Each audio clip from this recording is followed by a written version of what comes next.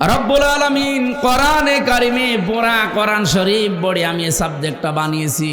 রব্বুল আলামিন 5 প্রকার মানুষকে জান্নাত ডাকতে থাকবে। তার ভেতরে অন্যতম প্রকার যারা দিন কায়েমের জন্য সীসা গলা প্রাচীরের মতো ঐক্যবদ্ধ হয়। আপনি আজকে থেকে যদি সত্যি এই লাইনে আসতে পারেন, আপনাকে জীবনেও আমি ওয়াজ করে নিয়ে আসতে পারবো না। আপনি মন থেকে যদি ফিরে আসতে চান, আল্লাহ পাক কোটি কোটি বান্দা বান্দি থেকে আপনাকে নির্বাচিত করবেন। জোরে বলেন সুবহানাল্লাহ। আর একটা সুসংবাদ আছে আয়াতে, ওয়াজাহিদু ফিল্লাহি হাক্কা জিহাদিহি ওয়াজতাবাকুম ওয়া মা জাআলা আলাইকুম ফিদ্দীনি মিন হারাজ মিল্লাতা আবিকুম ইব্রাহিমা হুয়া সাম্মাকুমুল মুসলিমিন। বলেন আমিন। সূরা হজের ভেতরে এসেছে, তোমরা চেষ্টা চালাবা, প্রচেষ্টা করবা, জিহাদ করবা, জিহাদ করার মতো সংগ্রাম করবা, করার মতো। ওয়াজাহিদু ফিল্লাহি হাক্কা জিহাদি হুয়া জিতাবাকুম, তিনি সে আল্লাহ যিনি তোমাদেরকে নির্বাচিত করেছেন। কোটি কোটি মানুষ এই বাংলাদেশে, 18 কোটির উপরে, সবাইকে আল্লাহ এই সীসা গলা প্রাচীরের মতো দিন কায়েমের জন্য, আল্লাহর বিধান কায়েমের জন্য এই মন দেয়নি। যাদেরকে দিয়েছে এদের ওপর যদি কোনো বিপদ আপদ আসে, এই বিপদ আমার আল্লাহ নিজে বলেন আমি দূর করে দেব, থাকতে দেব না। কথা বুঝেছেন আপনারা? এজন্য আমরা যারা সত্যি মন থেকে জমিন যার বিধান চালাবো, তার আমাদের পদ্ধতিতে ভুল থাকতে পারে, কিন্তু ইখলাস যদি আমাদের থাকে, মন থেকে যদি আমরা কাজ করতে পারি, আল্লাহর কসম বিপদ আপদ ষড়যন্ত্র আসবে আমরাও জানি। আমি জেলখানায় 3 বছর একটা দোয়া বেশি বেশি পড়েছি, আল্লাহুম্মা ইন্না নাজআলুকা ফি নুহুরিহিম ওয়া নাউযু বিকা মিন শুরুরিহিম। তোমার পথে চলতে গিয়ে যে বাধা বিপত্তিগুলো আসে, এগুলো হয়তো আমি কন্ট্রোল করতে পারবো না, আমি মোকাবেলা করাও সম্ভব না। এই যত ষড়যন্ত্র আছে, যত দুর্বিসন্ধি হচ্ছে, সব কিছুর মোকাবেলায় আল্লাহ তোমাকে আমি রাখলাম। জোরে বলেন আমিন।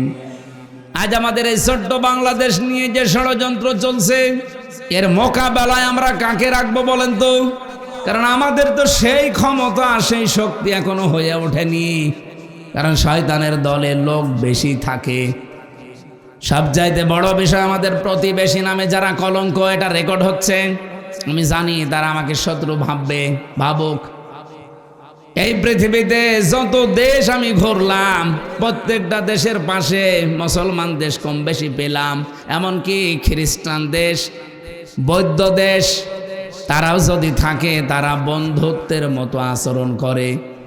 আপনি মালয়েশিয়া যান, মালয়েশিয়া আর সিঙ্গাপুরের বর্ডার মাত্র একটা ছোট্ট খাল, অথচ কোনো তার কাটা নেই। পাসপোর্ট দেখাবেন, খাল পার করে আপনাকে ঢুকিয়ে দেবে। যান পাশে থাইল্যান্ড, ওখানে বৌদ্ধরা বেশি বাস করে, কোনো তার কাটা নেই, বিশাল এলাকা, শুধু আপনি যাবেন, পাসপোর্ট দেখিয়ে শেষ করে দেবে, আবার বের হয়ে চলে আসবেন। কিন্তু আমরা এমন একটা প্রতিবেশী পেয়েছি, তার কাটা দিয়ে তো ঘেরা আছে, মাঝে মাঝেই তার কাটায় মানুষ ঝুলিয়ে রাখে। এ দেশটা না দাঁড়ানোর পেছনে কারণই আমাদের এই প্রতিবেশীরা। এই যে মুক্তিযোদ্ধা রাজাকার, এই যে দ্বন্দ্ব লাগিয়ে রেখেছে 55 বছরে দাদা বাবুরা, আমরা যেন মাজা খাড়া করে দাঁড়াতে না পারি। এর ভেতর প্রায় 8টা পয়েন্ট আছে। ওরা আমাদেরকে এই 55 বছর এটা ভুলতে দেয়নি। এ রাজাকার মুক্তিযোদ্ধা, আমার মনে হয় এখানে আমরা যারা আছি 100 জনের খুব বেশি হলেও 10 জন পাওয়া যাবে ওই জামানার, বাকি আমরা তো সবই এই জামানার। তে আমাদের কাছে ওই পুরাতন গল্প বলে এখন আমাদের ভেতরে ডিভাইডেড করে আপনি কি হাসিল করতে চান? পরবর্তী প্রজন্মের ভেতরে এই বিষ বাষ্প যারা ভেতরে ঢুকিয়ে জাতিকে বিভক্ত করে ফায়দা লুটতে চান, তারা দেশেরও শত্রু, মানবতারও শত্রু। কিছু কিছু মানুষকে ওরা এমনিতে এগুলো দিয়ে চালায়, আমি নাম নিলাম না, তাদের নাম নিতেও ঘৃণা করে, তাও একটা বলে ফেলি, আম তারেক। আমার উদ্দেশ্য ছিল যেটা বলা, রব্বুল আলামিন এই যে দিন কায়েমের পথে যদি আমরা সত্যি মন থেকে ইখলাসের সাথে টিকে থাকতে পারি, কোনো চিন্তা করবেন না, কোনো ভয় করবেন না। যত বিপদ আপদে আসবে, যত ষড়যন্ত্র আসবে, কোনো বিপদ আল্লাহ স্থায়ী হতে দেবে না, এগুলো সব দূর করে দেবে কে? এই ভরসা আল্লাহর উপরে আমাদের নেই। আরো জোরে বলেন আছে কিনা? যে 5 প্রকার মানুষকে এই পৃথিবীতে জান্নাত ডাকতে থাকে, তার 1 নম্বরে যেহেতু এরা, আপনি আছেন কিনা এবার ভাবেন। আর আপনি থাকবেন না এ কারণে, কারণ আপনি মন থেকে এখনো আল্লাহর দিকে ফিরে আসেননি। 2 নম্বরে আজকের তেলাওয়াতকৃত আয়াতের ভেতরে আছে, ইন্নাল্লাযীনা ইয়াতলুনা কিতাবাল্লাহ, নিশ্চয় যারা তেলাওয়াত করে আল্লাহর কিতাব। কার কিতাব? আরো জোরে বলেন। এই আয়াতের ব্যাখ্যায় একটা হাদিস পেয়েছি, এদিকে তাকান, নাকি শেষ করে দেব? নবীজি বলেন, মান ক্বারাআল কুরআনা ফাস্তাযহারাহু ফাহাল্লা হালালাহু ওয়া হাররামা হারামাহু আদখালাহুল্লাহুল জান্নাহ ওয়া শাফাআহু ফি আশারাতিন মিন আহলি বাইতিহি কুল্লুহুম ক্বাদ ওয়াজাবাত লাহুন নার। তিরমিজি শরীফের হাদিস। আল্লাহর নবী বলেন, যে ব্যক্তি কোরআন শরীফ পড়ে, আরে কোরআনে কারিম পড়ার পর এর হালাল বিষয়গুলো হালাল জানার পরে মেনে নেয়, হারাম বিষয়গুলো হারাম জানার পরে ছেড়ে দেয়। বলতে যত সহজ মনে হইলো আমার কাছে, শুনতে যত সহজ মনে হচ্ছে আপনার কাছে, বলেন তো এটা মেনে চলা অত সহজ? আরো জোরে বলেন। শব্দের দিকে খেয়াল করে পড়েছেন কোনদিন হাদিসটা শুনেছেন? মান ক্বারাআল কুরআনা, যে ব্যক্তি কোরআন পড়ে। এখানে আমার মনে হয় 100 জনের কমপক্ষে 70 জন মানুষ কোরআন শরীফ এদিক ওদিকে পড়তে পারবেন। কথা বলছেন না কেন? ফাহাল্লা হালালাহু ওয়া হাররামা হারামাহু, এর হালালকে হালাল জানার পরে যারা মেনে নেয়। আমরা তো হালাল জিনিস কতগুলো জানি, এরপরও আমরা মানতে পারি না, এরকম পরিবেশ বাংলাদেশে নেই। আমি তো এই বাউট বাজারের উদাহরণটা দিলাম। আপনি হালাল কিছু জানার পরও মানতে পারবেন না, সিন্ডিকেট করে এমনভাবে রেখে দিয়েছে আপনি না খেয়ে মুরগি। কোন দোকানে যাবেন, সবগুলো দোকানদারেরা সিন্ডিকেট করে রেখে দিয়েছে। এদের উপরে যারা আছে তাদেরও সিন্ডিকেট আছে, এদের উপরে যারা আছে তাদেরও সিন্ডিকেট আছে। আমি কি বেশি বললাম না? ঠিক আছে। তার মানে এদেশে আমি হালালকে হালাল জানার পরও আজ মানতে পারছি না। প্রত্যেকটা দিক আর বিভাগের সিস্টেম বাংলাদেশে এইটাই। মেহেরপুর জেলার ডিসি, এসপি, টিওনো, এই এখানকার যিনি ওসি আছে, এই মানুষগুলো যদি চিন্তা করে যে আমি ভালো হয়ে থাকতে চাই, আমি জীবনেও 2 নাম্বারই করব না, চেষ্টা করলেও তারা পারছে না। কারণ এমন এমন সিস্টেম বানানো আছে উপরে। এই মেহেরপুর জেলার ডিসি হয়ে আসতে হলে তারে কমপক্ষে 20 কোটি টাকা দিয়ে আসা লাগে। এসপি হয়ে আসতে হলে তারে 50 লাখ টাকা দিয়ে আসা লাগে। টিনো হয়ে আসতে হলে তারে কমপক্ষে 20 লাখ টাকা দিয়ে আসা লাগে। ওসি হয়ে আসতে হলে 20 লাখের কমে সে আসতে পারে না গাংনী থানায়। এখন জোরে তারে আমি এভাবে ধরে কোরআন শরীফের আয়াত পড়ি, ফু দেই আর দোয়া করি যে ঘুষ খাবেন না। ও আমারে বলবে, মাওলানা এই চেয়ারটা পাওয়ার জন্য আমার বাবার 50 লাখ টাকা দেওয়া লেগেছে, ওই টাকা আগে দেন। এই কথা বলছে না কেন? আমি তারা কি জবাব দেব বলেন তো? এখন এই টাকাগুলো যিনি উপরে দিল, এ দোষ তো আর ওনার না, উনি তো ভালো হওয়ার চেষ্টাই করবেন। ওনার বেতন মনে করেন 55,000 টাকা, এই টাকা দিয়েই সে চলার মতো সিস্টেম করবে, কিন্তু ওই টাকা তুলতে হলে তাকে বাম হাতের ইনকাম করা লাগবে। কুষ্টিয়াতে আমি মাদকে হাত দিয়েছিলাম, এটা আবার ছেড়ে দিয়েন না যে হুজুর মদ খায়। মানে মাদক বন্ধ করার জন্য একটা তালিকা করলাম, 27 জনের নাম পেলাম যে এরা সরাসরি জড়িত, এদের দ্বারা এলাকা সব খারাপ হয়ে যাচ্ছে। প্রশাসনকে বললাম যে এই তালিকা একেবারে নির্ভরযোগ্য, আপনারা আরও খোঁজ খবর নেন, ভালো করে খোঁজ খবর নিয়ে আপনারা দেখবেন যদি সত্যি এগুলো অপরাধী হয়ে থাকে আপনারা আইনের আওতায় নিয়ে আসেন। ও আল্লাহ, পরে শুনি ওখান থেকে বাবাজিরা মাল খায়। এখন দোষ তো শুধু বাবাজিদের না, আমারে কয়েকজন বলেই ফেললো এমপি সাহেব করবো কি, এমনিতেই নেই না, কারণ এই চেয়ারটা পেতে আমার 20 লাখ টাকা খরচ করে এখানে আসা লেগেছে। আমার যে সরকার বেতন দেবে আমি তো হয়তো এখানে 1-1.5 বছর 2 বছর থাকতে পারবো, তো শুধুমাত্র ওই 32,000 40,000-এর বেতন দিয়ে তো এত টাকা জীবনে উঠবে না। এই জন্যই এদিক ওদিক করা লাগে। বলেন সুবহানাল্লাহ। নাউজুবিল্লাহ বললেন কেন?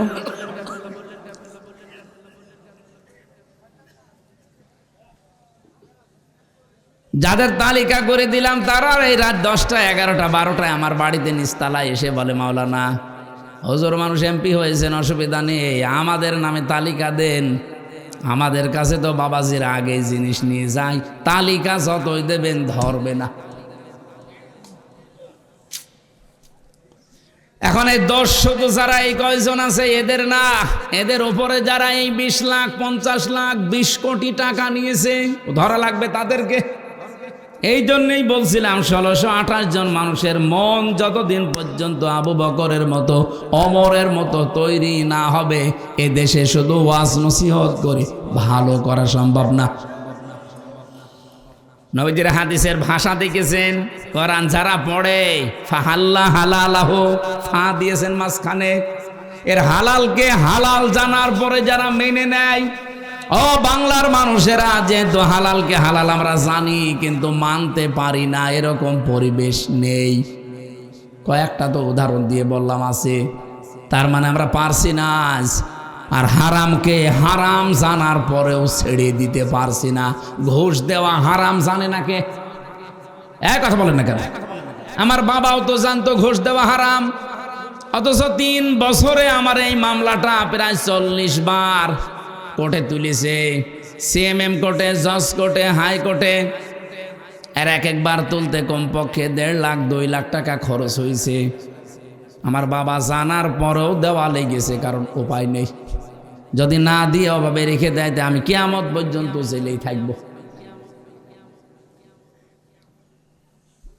এরপরও রিমান্ডের পর রিমান্ড, যেভাবে কষ্ট দিয়েছিল রিমান্ডে আমারে, আমার আশপাশে যারা ছিল তারা পর্যন্ত দিনের বেলায় আমার সাথে দেখা হলে খন্দন করত যে এত কষ্ট সহ্য করে আপনি সব বলে দিতে পারেন না, ওরা যা যা বলে ওইটা মেনে নিলেই তো আপনার এক্ষুনি ওই জেলখানায় দিয়ে দেবে, এই রিমান্ডে আর রাখবে না। ওই কথাগুলো বলার জন্য আমি এখানে তুলি নাই, তুলেছি যে আমার বাবা এই যে প্রতিবার রিমান্ডে ওদেরকে বলতো যে মারধর করবেন না, জুলুম অত্যাচার করবেন না, আপনারা যা চান আমি দেব। প্রতিবার নতুন নতুন মামলা দেওয়ার ভয় দেখায় আর বলে 10 লাখ টাকা দেন। বাবা এদিক ওদিক করে 8 লাখ টাকা দিয়েছে। ও শয়তানরা কথা তো রাখে নাই, টাকাও নিয়েছে, মামলাও দিয়েছে। আগস্টের 5 তারিখের পরে সব পালিয়েছে। আমি এখনো পর্যন্ত আমার মামলার আয়ু ওই মিজান করে খুঁজতেছি, পাচ্ছি না। একদিন মোবাইলে একটু কথা হয়েছিল, আমারে বলছে হুজুর মাফ করে দিয়েন। কে বলছে? আমি আপনার মামলার আয়ু মাফ করে দেব, টাকা ফেরত দেন। টাকাটা ফেরত দিয়ে দেন, মাফ করে দেব। টাকা ফেরত দেবেন না মাফ চান মানে? শুধু আমার কাছ থেকে নেননি, আকিস গ্রুপে চাকরি করতাম সেখানেও 32 লাখ নিয়েছে। এটা বৈধ গাড়ি তারা দিয়েছিল চলার জন্য, গাড়িটা আটক করে এমন ভাবে পেঁচিয়ে মামলা দিয়েছে, গাড়ির দাম 1,25 লাখ, 1 কোটি টাকা লেগেছে গাড়ি শুধু ছাড়াতে। কি জুলুম করেছিল বলেন তো? এই যে আমরা জানা শোনার পরও তো বাধ্য হয়েছি এগুলো দিতে, নাই তো আমাদের জীবন একেবারে শেষ করে দেবে। এই হাদিসটার বর্ণমানি ছিল আপনি কোরআন পড়েন, হালালকে হালাল জানার পরে মেনে নেন, হারামকে হারাম জানার পরে ছেড়ে দেন। যেহেতু আমরা একটাও মানতে পারছি না, হাদিসের 3টা পয়েন্ট চলে গেল। ফাহাল্লা হালালাহু ওয়া হাররামা হারামাহু আদখালাহুল্লাহুল জান্নাহ। নবীজি বলেন আল্লাহ তাকে যেন জান্নাতে দিয়ে দিয়েছে। সুবহানাল্লাহ বলতে পারেন না? আল্লাহ তাকে জান্নাতে দেবে এ কথা এখানে নেই। আদখলা ইদখিলু এটা বর্তমান, ভবিষ্যৎ, তার না না এটা মাঝি মাঝি অতীতের শব্দ। আদখলা ইদখিলু এটা অতীতের শব্দ। নবীজি বলেন যদি সত্যি কোনো এলাকায় কোনো দেশে কোরআন মানুষেরা পড়ে আর এর হালালকে হালাল জেনে মানতে পারে, হারামকে হারাম জানার পরে ছেড়ে দিতে পারে, এমন পরিবেশ আল্লাহ তৈরি করে দেবে, মনে হবে যেন ওটা জান্নাত হয়ে গেছে। আদখালাহুল্লাহুল জান্নাহ, আল্লাহ তাকে জান্নাতে প্রবেশ করিয়ে দিয়েছে। মানুষ তো মারা গেলে জান্নাতে যাবে, অথচ এই হাদিসের বাণী কি আদখালাহুল্লাহুল জান্নাহ, সে যেন জান্নাতে চলে গেছে। সুবহানাল্লাহ বলতে পারেন না? আমরা তো মরার আগে এরকম একটা জান্নাত চাচ্ছিলাম, কিন্তু হয়নি, আমাদের কপালে হয়তো নেই, আর আমাদের চেষ্টা ওইভাবে হয়নি। আল্লাহ যেন আগামীর পৃথিবীকে এরকম একটা জান্নাত বানিয়ে দেন, বলেন আমিন। নবীজি বলেন এতটুকুই শেষ করিনি, সত্যি যারা এইভাবে কিতাবকে পড়তে পারবে, ওয়াকামুস সালাতা, আর দুনিয়াতে যারা বেঁচে থাকতে নামাজকে কায়েম করার চেষ্টা চালাবে। ও মেহেরপুরবাসী, আমরা অনেকে আছি এখানে শুধু নামাজ পড়েই শেষ করে দেই, কিন্তু নামাজ তো শুধু পড়ার জন্য আল্লাহ দেয়নি, শুধু এক জায়গায় দিয়েছেন যে নামাজ পড়ো। এই পৃথিবীতে নামাজকে দাঁড় করাতে হবে রাষ্ট্রীয়ভাবে, সামাজিকভাবে, পারিবারিকভাবে, ব্যক্তিগতভাবে নামাজ যেন দাঁড়িয়ে যায়। আজ বাংলাদেশে যে হইচইগুলো চলছে বিভিন্ন জায়গায় যে নিয়োগ দেওয়ার জন্যে, যদি মুসলমানের এই দেশে এই নিয়মটা আমরা করে দিতে পারতাম রাষ্ট্রীয়ভাবে, যে নামাজ কায়েম যারা করবে তারাই বিভিন্ন জায়গায় চাকরিতে পদায়ন হবে, আমার মনে হয় বেনামাজি মানুষকে কেউ ঝাড়ু দাঁড়ু নিত না। রাষ্ট্রীয়ভাবে নামাজের কায়েমের সিস্টেম হয়ে গেলে এই দেশে বেনামাজির জন্য ওয়াজও করা লাগতো না। এজন্য আমরা সর্বাত্মক চেষ্টা চালাচ্ছি, যে তোমরা 77 জন মনে হয় পারবো না, কারণ একটা বিল পাস হতে হলে 151 জন লাগবে। বাকি যারা আছে ওরা যদি একটু সাই না দেয় তো আমরা শুধু চিল্লা পাল্লা করেও কিছু হবে না। দোয়া করছি এই অবস্থায় আল্লাহ যেন ওই মানুষগুলোর মনও অন্তত এই দেশে ইসলামের পক্ষে কাজ করার মতো তৈরি করে দেন, বলেন আমিন। বলেন তো নামাজ যদি কায়েম হয়ে যায় সবার ভালো না খারাপ? তখন এই নামাজের জন্য ওয়াজ দেওয়া লাগবে, আপনি বাধ্য হবেন। আর নামাজের সিস্টেম চালু হয়ে গেলে তখন চুরি, এই যে অশ্লীলতা, বেহায়াপনা, পরিবারে যে অশান্তি, পরকীয়া প্রেম, এটা বন্ধ হবে। আজ হাজারো পরিবারে, আমি তো প্রতিদিন, কালকেও একটা বিচার করলাম, লোকটার 2টা বউ, বড় বউকে একটু বেশি দেখাশোনা করে, ছোটটারে নিয়ে ঝামেলায় আছে। ওর মনের ভেতরে প্রশ্ন কি, জিজ্ঞাসা করলাম কি সমস্যা কি, উনি আমারে বলছে এই যে কোরআনের যে নিয়ম নীতি আছে, ইনি একজন আলেম মানুষ, এটা মানে না, ওনারে ভালো করে বুঝিয়ে দেন। ও আল্লাহ, ভালো করে কোরআন হাদিস পড়ে হাত ধরে বুঝিয়ে দিলাম, কানে পড়ে বাড়ি নিয়ে গেল। বউ যাওয়ার পরে শুনলাম বউকে পিটিয়ে হাতমারা করিস। শেষে বউ আবার 999-এ কল দিয়েছে, দিয়ে পুলিশ ডেকে হুজুরকে ধরিয়ে দিয়েছে। এটা হতো না যদি নামাজ সত্যি আমরা কায়েম করতে পারতাম এই দেশে, নামাজের শিক্ষাগুলো তখন আমাদের সামনে আসতো। মেহেরপুরবাসী বহু পরিবারে আমরা দেখতে পাচ্ছি পরকীয়া প্রেমের কারণে স্বামী আর স্ত্রী 2টা সংসার, বাচ্চাগুলো জাহান্নামের মাঝখানে পড়ে থাকে। একটা রোগ, এই রোগের একটা ঔষধ আছে।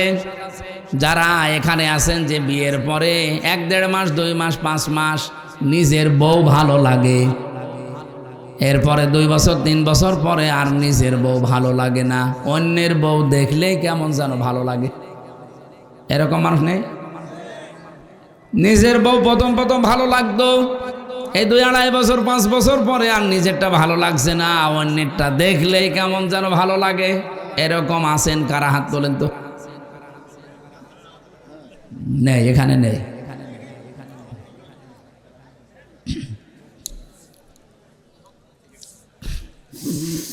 আমার ভাইরা না, কথাগুলো একটু ভালো করে শুনেন। এটা যেহেতু রোগ, এই রোগের কারণে আজ হাজারো পরিবার ধ্বংস হয়ে যাচ্ছে, ছেলে মেয়েগুলো সব মানে সেই কি আর বলবো। এটা এই রোগ থেকে মুক্ত করা দরকার না আমাদের? বলেন বলেন। কোরআনে কারিমে আল্লাহ ঔষধ দিয়েছেন আমাদের জন্য, যারা এই রোগে রোগী আছেন। قل للمؤمنين يغضوا من أبصارهم ويحفظوا فروجهم ذلك أزكى لهم। সারা জীবনের জন্য মানা লাগবে না, মাত্র 1 মাস। ও মেহেরপুরবাসী, যারা এরকম পরিবারগুলো ধ্বংস করে ফেলছেন, মাত্র 1টা মাস এই 2টা ঔষধ আল্লাহ বানিয়েছেন, খাবেন। 1 নম্বরে নিজের চক্ষুকে নিম্নগামী করবেন, যেটা দেখা জায়েজ নেই ওইটা দেখা যাবে না, সে যেই হোক। 2 নম্বরে নিজের লজ্জা স্থানকে হেফাজত করে রাখা লাগবে। আরে ভাই, আপনাকে 10 বছর বলছি না, মাত্র 1 মাস করে দেখেন। আল্লাহ বলেন যালিকা আযকা লাহুম, এইটাই পবিত্র পন্থা। আমার তো মনে হচ্ছে আল্লাহর এই ঔষধ আমরা যদি সত্যি মেনে নিতে পারি, আমি পরীক্ষিত কিছু মানুষকে ঔষধ দিয়েছি, তারা এসে ঘুরে বলেছে যে আমরা ফল পেয়েছি। আপনার যাদের এরকম মন মানসিকতা হয়ে গেছে, যারা পরকীয়া প্রেমে আছেন অলরেডি, তারা এটা করে দেখেন। 1টা মাস শুধু নিজের চোখকে কন্ট্রোল করে রাখবেন, নিজের লজ্জাস্থানকে হেফাজত করেন, আবার নিজের স্ত্রীকে আগের মতোই মনে হবে। ঠিক শুধু একজন বলল, বাকিগুলো ফেরেশতা বসে আছে।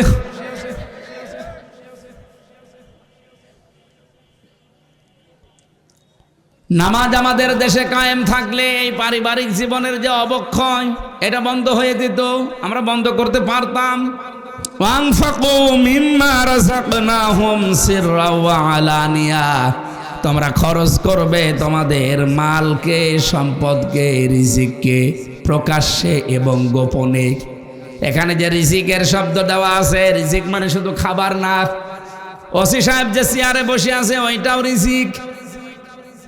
আমি এমপি যে চেয়ারে বসে আছি আমার কুষ্টিয়ায়, এটাও আমার রিজিক। যত মানুষ অসহায় অবস্থায় আসবে, এই চেয়ারটার যে ক্ষমতা এই দেশে সরকার দিয়েছে, এটাকে কাজে লাগিয়ে মানুষের বিপদ আপদ দূর করার সর্বাত্মক চেষ্টা করা, এটার নাম রিজিক। আল্লাহ বলেন, এ খরচ করার জন্য যদি প্রকাশ্যে গোপনে মানুষ চেষ্টা চালায়, ইয়ারজুনা তিজারাতাল লান তাবুর, এ মানুষগুলো আশা করতে পারে এমন একটা ব্যবসার, যেই ব্যবসা করলে কোনো ক্ষতি নেই, কোনো লস নেই। জোরে বলেন সুবহানাল্লাহ। 3 নম্বরে পেয়েছি এই পৃথিবীতে ন্যায় বিচার যারা কায়েম করতে পারে, এই মানুষগুলোকে জান্নাত কিয়ামতের দিন ডাকতে থাকবে। 4 নম্বরে পেয়েছি যারা যৌবনে আল্লাহর ইবাদত বন্দেগী করে, এই মানুষগুলোকে কিয়ামতে জান্নাত ডাকতে থাকবে। 5 নম্বরে দুনিয়ার জীবনে যারা অন্যের উপরে দোষ না দিয়ে নিজের উপরে দোষ চাপিয়ে নেয়, তাদেরকে ডাকতে থাকবে। সারা বাংলাদেশে এই গোনাটা এত বেশি, মেহেরপুরেও আছে। নিজে অন্যায় করে, আর এই অন্যায়টা একটা নিরপরাধ মানুষের উপরে, নিরপরাধ দলের উপরে, নিরপরাধ গোষ্ঠীর উপরে চাপিয়ে তাদেরকে কালার করে দেয়, এমন মানুষ নেই? আরো জোরে বলেন। এটা মেয়েদের ভেতরে একটু বেশি। এটা আর একটা কয়েকটা অর্থ আছে, তোহমত বলে, বহতান বলে, এই যে চকলখড়ি বলে, এর কথা ওর কাছে লাগানো, ওর কথা ওর কাছে লাগিয়ে সম্পর্ক নষ্ট করে দেয়। এটা এত মারাত্মক অপরাধ আল্লাহর কাছে। যে এলাকায়, যে দেশে এই অপরাধটা ব্যাপক আকার ধারণ করে, আল্লাহ পাক বলেন আমি আস্তে আস্তে ওখান থেকে আমার রহমতের দরজা বন্ধ করে দেই। সুতরাং আপনাদের উচিত, আমি যেহেতু হেদায়েতমূলক কথা বলছি, এবার এই গণাটা যারা করছেন, এই চকলখড়ি করা, তালাতালি করা, এটা বন্ধ করেন, নয়তো এলাকায় বসবাসের অযোগ্য হয়ে আমরা কিন্তু পড়ব। মুসা আলাইহিস সালামের জামানায় একবার বৃষ্টি বন্ধ ছিল অনেক দিন। চাটিয়াল ময়দানে সবাইকে নিয়ে দোয়া করলেন, আল্লাহ বৃষ্টি দাও। 3 বার দোয়া করার পরে বৃষ্টি হয় না। মুসা নবী তো রাগী নবী, রেগে গেছে। ডাক দিয়ে বলে রব্বুল আলামিন এগুলো নয় আমার উম্মত, আমার মায়া লাগে, কিন্তু তোমার তো বান্দা, তোমার মায়া লাগে না। আল্লাহ বলেন মায়া লাগে, কিন্তু বৃষ্টি দেব না। উনি বলছেন না দেওয়া লাগবে। আল্লাহ বলছেন দিতে পারি, কিন্তু তুমি যাদের নিয়ে মোনাজাত করছিলে এর ভেতরে একজন নামিমা তালাতালি করা মহিলা আছে, এর কথা ওর কাছে লাগায়, খালি সম্পর্ক নষ্ট করে দেয়। এই মহিলাকে নিয়ে যদি দোয়া করো তুমি, নবীর দোয়াও কবুল হবে না। মুসা নবী বলছে আল্লাহ তুমি শুধু নাম বলো, দেখো কি করি। আরে ঘাট ধরে বের করে দেয়। আল্লাহ বলছেন না আমি নিজেই নাম ধরতে কথা বলে পছন্দ করি না, আর এখন আমি নাম ধরলে তুমি সবার ভেতরে অপমান করবা। উনি বলছে আল্লাহ আমি তো আর আলিমম বিজাতি সদর না, যে মানুষের মনের খবর জানি, তা আমি জানবো কি করে যে অন্যায়টা ও করছে। আল্লাহ পাক বলেন এই গোনার কথাটা শুধু ওই ময়দানে যে বলবা যে এই গোনায় আছে সে তাওবা করে, সবাইকে নিয়ে তাওবা করলে সেও তাওবা করবে। উনি চাটিয়াল ময়দানে গেলেন, বললেন আমার উম্মতেরা দোয়া 100 বার করলেও কবুল হবে না। এখানে এমন একজন লোক আছে, এমন একজন মেয়ে লোক আছে যে তালাতালি করে, এর কথা ওর কাছে লাগায়, ওর কথা ওর কাছে লাগিয়ে সম্পর্ক নষ্ট করে, তার জন্য দোয়া কবুল হচ্ছে না। কিন্তু আমি জানি না কে এটা। আমি আজকে এখানে একটা তাওবা ওপেন করে দিলাম, সবাইকে নিয়ে তাওবা করব। এই তাওবা করতে গিয়ে আমার আশা যে সেই মহিলাও তাওবা করবে। তাওবা করলেন, ওই মহিলাও তাওবা করেছে। তাওবা মানে শুধু আস্তাগফিরুল্লাহ না, এটা তো একটা বাক্য। তাওবা মানে আমি স্বীকৃতি দিলাম আমি অপরাধী। তাওবা মানে আমি জীবনের মতো ফিরে আসলাম। তাওবা মানে এই অপরাধ আর আমার জীবনে আর কোনোদিন করব না। আমি আগে নাচ গান দেখতাম, মনে করেন আমি তাওবা করে ফিরে আসতে চাই, তাহলে প্রথমে আপনাকে অনুশোচনা করা লাগবে, অনুতপ্ত হওয়া লাগবে আল্লাহর কাছে। 2 নম্বরে স্বীকৃতি দেওয়ার পরে আপনি ফিরে আসবেন যে না আমি আর এই রাস্তায় আর কোনোদিন যাব না। 3 নম্বরে জীবনে যদি কোনোদিন আবার সুযোগ পায় আমি আবার গান দেখব। বলেন বলেন না, আমি সুযোগ পাওয়ার পরে ওয়ালাম ইউসিররু আলা মা ফাআলু ওয়া হুম ইয়ালামুন, তারা সুযোগ পাওয়ার পরে এই গুনাহটা রিপিট করে না, এই মানুষটা তওবায় কবুল হয়। সুতরাং এই পৃথিবীতে আমরা যারা তওবা করতে চাই ওই মহিলার মতো যদি তওবা করতে পারি যে আমি অনুশোচনা করছি, অনুতপ্ত হচ্ছি, আল্লাহ আমি স্বীকৃতি দিলাম আমি এই গুনাহটা আর করব না, জীবনে সুযোগ পেলেও কোনোদিন আমি আর এরকম অবস্থায় যাব না। এই সিদ্ধান্ত নেওয়ার পরে মুসা নবী শুধু মোনাজাত করতে বাকি, বৃষ্টি সঙ্গে সঙ্গে হতে দেরি হয়নি। মেহেরপুরবাসী এইরকম গুনাহ তো আমাদের এলাকায় অহরহ চলছে। এই জন্য আল্লাহর বহু রহমতের দরজাগুলো আল্লাহ বন্ধ করে দিচ্ছে। এখন তো এপ্রিল মাস এখনো শুরু হয়নি, মার্চ মাস শেষে, অথচ এত গরম তো হওয়ার কথা না। রব্বুল আলামিন বলেন সাহারাল ফাসাদু ফিল বাররি ওয়াল বাহরি বিমা কাসাবাত আইদিন নাস লিইউযিকাহুম বা'দাল্লাযী আমিলু লাআল্লাহুম ইয়ারজিউন। জলস্থলে যে বিপদ আপদ মুসিবতগুলো দেখতে পাও, এগুলো আমি একটাও পাঠাতে চাই না, সব তোমাদের হাতের কামাই করা ফসল। সুতরাং আমরা নিজেরা পরিবর্তন হওয়ার চেষ্টা করি। আল্লাহ আমাদের তৌফিক দিন, বলেন আমিন। যে 5 প্রকার মানুষের নাম বললাম কোরআন থেকে, আপনি কোন প্রকারে আছেন নিজের সাথে মিলান।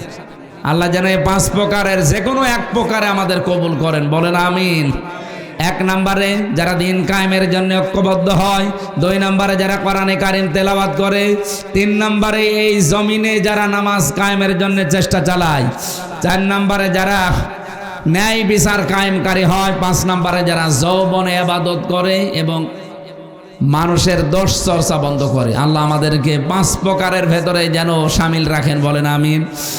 আজকের আলোচনার বিষয় আমি কোরআনে কারিম থেকে যে নোটগুলো করেছি তার অন্যতম হচ্ছে 5 প্রকার মানুষকে জান্নাত ডাকতে থাকবে। জোরে বলেন সুবহানাল্লাহ। এই পৃথিবীতে বহু প্রকার মানুষ আছে, মাত্র 5 প্রকার মানুষ দুনিয়াতে যারা আমরা এর ভেতরে আজকে যদি পড়ে যাই, এই মানুষগুলোকে কিয়ামতের দিন জান্নাত ডাকতে থাকবে।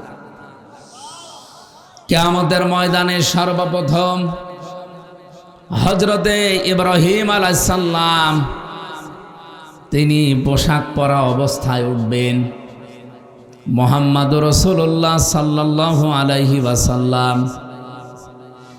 সেজদায় যে পড়ার কথা আমরা জানি, 1 2 3 বছর না 50 বছর একাধারে তিনি সেজদায় পড়ে থাকবেন।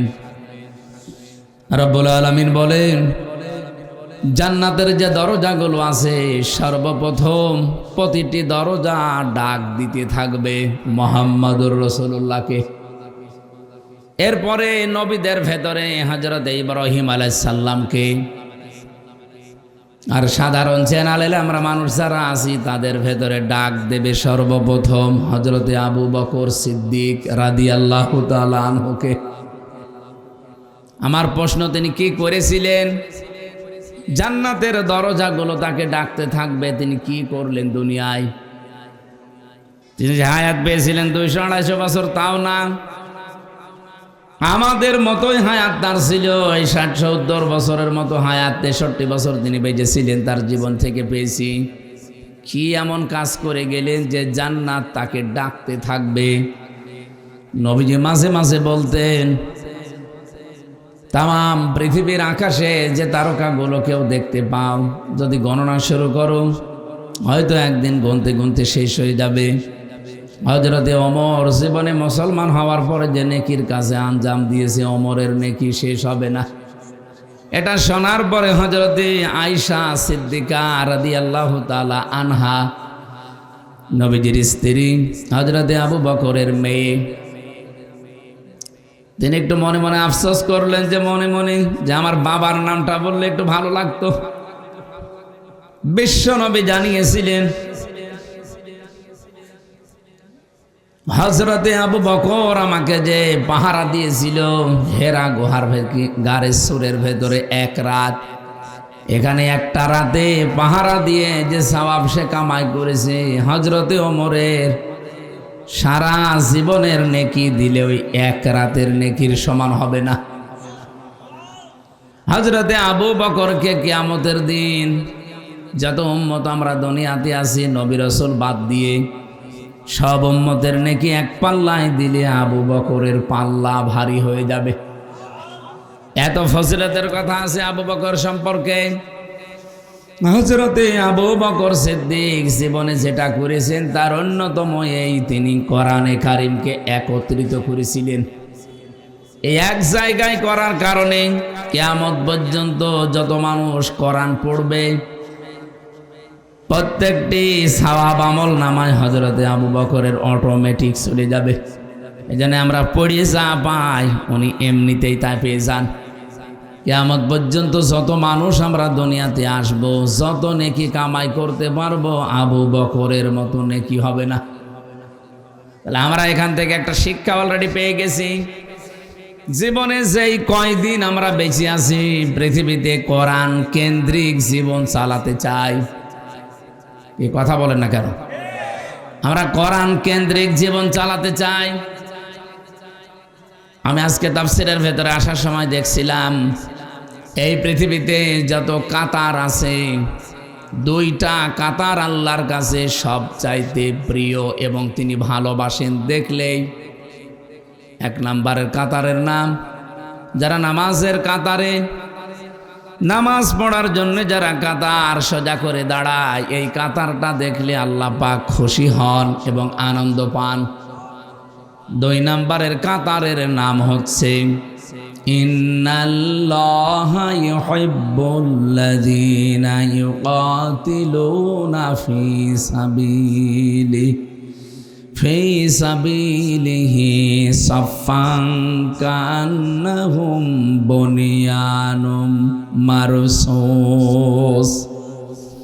অবশ্যই আমি আল্লাহ তাদেরকে বেশি ভালোবাসি, পছন্দ করি তাদেরকে যারা সীসা গলা প্রাচীরের মতো ঐক্যবদ্ধ হয়ে জমিনে দিন কায়েমের জন্য চেষ্টা চালায়। মেহেরপুরবাসী, আয়াতের মাঝখানে যে শব্দগুলো আছে প্রতিটি শব্দ এত গুরুত্বপূর্ণ। ইউহিব্বুল্লাযীনা ইউকাতিলুনা দেওয়ার পরে আল্লাহ যদি ফি সাবিলিহি না দিতেন, এই আয়াত পড়তাম না। রব্বুল আলামিন বলেন, হ্যাঁ, লড়াই সংগ্রাম করার জন্য কাতারবদ্ধ হয়, কিন্তু কাতার হওয়া লাগবে আল্লাহর রাহে, দিন কায়েমের উদ্দেশ্যে। সীসা গলা প্রাচীরের মতো যারা ঐক্যবদ্ধ হয়ে কাতার দেয়, এ বাংলাদেশে বহু কাতার আমরা দেখতে পাই। সব কাতার আল্লাহর পছন্দনীয়, ভালোবাসার। সব কাতার দেখলে আল্লাহ খুশি হন, আনন্দ পান তা না। এই দুইটা কাতার আল্লাহর কাছে সবচাইতে প্রিয়। একটা নামাজের জন্য যে কাতার দেওয়া হয়, 2 নম্বরে যে কাতার দিন কায়েমের জন্য মানুষ সোজা করে। এর ভেতরে ব্যাখ্যা আছে। প্রথম নম্বর, কাতারের প্রতি আল্লাহ তখনই সন্তুষ্ট হন যখন কাতারের শিক্ষাটা মানুষ নেয়। আজ 206টা দেশ আছে পৃথিবীতে, 195টা দেশ জাতিসংঘের আন্ডারে, 57টা দেশ আমরা মুসলিম। আমার মাঝে মাঝে এখন মনে হয় ইরানের এই দৃশ্য দেখে, ইসরায়েলের অবস্থা দেখে, বিশ্বের এই 200 কোটির উপরে আমরা মুসলমান আছি, কিছু না করে যদি নামাজের কাতারের শিক্ষাটা নিতে পারতাম, আমার মনে হয় ইসরায়েল পৃথিবীর মানচিত্র থেকে বিলীন হয়ে যেত। এত কিছুর পরও এখনো পর্যন্ত 57টা মুসলমান দেশ যারা দায়িত্বে আছে এখনো কাতারের শিক্ষা নিতে পারে নাই। অথচ অন্তত এই 57 দেশেই নামাজের জন্য কাতার সোজা করা হয়। নামাজের কাতারের যে শিক্ষা, প্রথম শিক্ষা হচ্ছে আপনি কাতারে দাঁড়িয়ে কাঁধে কাঁধ মিলিয়ে পায়ের সাথে পা মিলিয়ে দাঁড়িয়েছেন, বাঁকা হলে গোনা হবে আপনার। এতগুলো কথা আমি ওই যে কাবা শরীফে উনি বারবার যান, আমি কয়েকবার গিয়ে এটা দেখেছি। কাবার ইমাম, মসজিদে নববীর ইমাম যতবার উনি নামাজে দাঁড়ান, প্রত্যেকবার নামাজ শুরু করার আগে অন্তত 3 বার এই কথাটা আরবিতে বলেন যে কাতার সোজা করো। আমি ওই সময় বুঝতাম না, কিন্তু এখন টের পাচ্ছি যে কাতার সোজা করার এত গুরুত্ব কেন দেওয়া হয়। এ পৃথিবীতে কাতার সোজা নেই, এই জন্য আজ আমরা বিশ্বে মুসলমানেরা মায়ের খাই 200 কোটির উপরে থাকার পরেও। এমনকি আমাদের এই বাংলাদেশেও 92% মুসলমান থাকার পরেও আমরা ভীত সন্তুষ্ট এবং মায়ের খাই কিছু, আমি নাম নিলাম না তাদের কাছে। কাতারের শিক্ষা যদি আমরা নিতে পারতাম, এত দল বেদলে আমরা আজকে বিভক্ত হতাম না। এই জন্য ওই কাতারটা আল্লাহর কাছে যেহেতু প্রিয়, নামাজের এই কাতার থেকে আমরা এই শিক্ষাটা পরিবারে, সমাজে এবং রাষ্ট্রে এবার নিয়ে যেতে চাই। যেহেতু নামাজের ভেতরে কাতার দেখলে আল্লাহ খুশি হন, তার ভালো লাগে, আমরা এই কাতারটা যদি আজ পরিবারে, সমাজে, রাষ্ট্রে নিয়ে যেতে পারতাম, আমাদের দেশের উপরে আল্লাহ খুশি এবং রাজি হয়ে যেতেন। আজকে থেকে কাতারটা একটু নিয়ে যাওয়া যায় না বাইরে? আমার তো মাঝে মাঝে এখন চিন্তা হয়, কাতারের শিক্ষা যদি মসজিদ থেকে বের করে আজকে এই বাউট বাজারে এখানে আমরা নিয়ে যেতে পারি, এই বাউট বাজারে যতগুলো অবৈধ জিনিস আছে কালকেই বন্ধ হয়ে যাওয়ার কথা। আমরা দেখেছি বাউট বাজারে আপনি যান, 570 টাকা দেশি মুরগি ওরা কিনে নিয়ে আসে, সর্বোচ্চ 20 টাকার উপরে লাভ করা সরকারি নিয়ম নীতিতে নেই।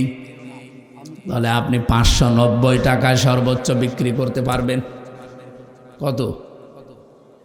আপনি বাউট বাজারে যে দেখেন 570 থেকে 90 না 650 টাকা বিক্রি হচ্ছে। আমি সেদিন কুষ্টিয়াতে ম্যাজিস্ট্রেট নিয়ে রেট দিয়ে এটা দেখলাম।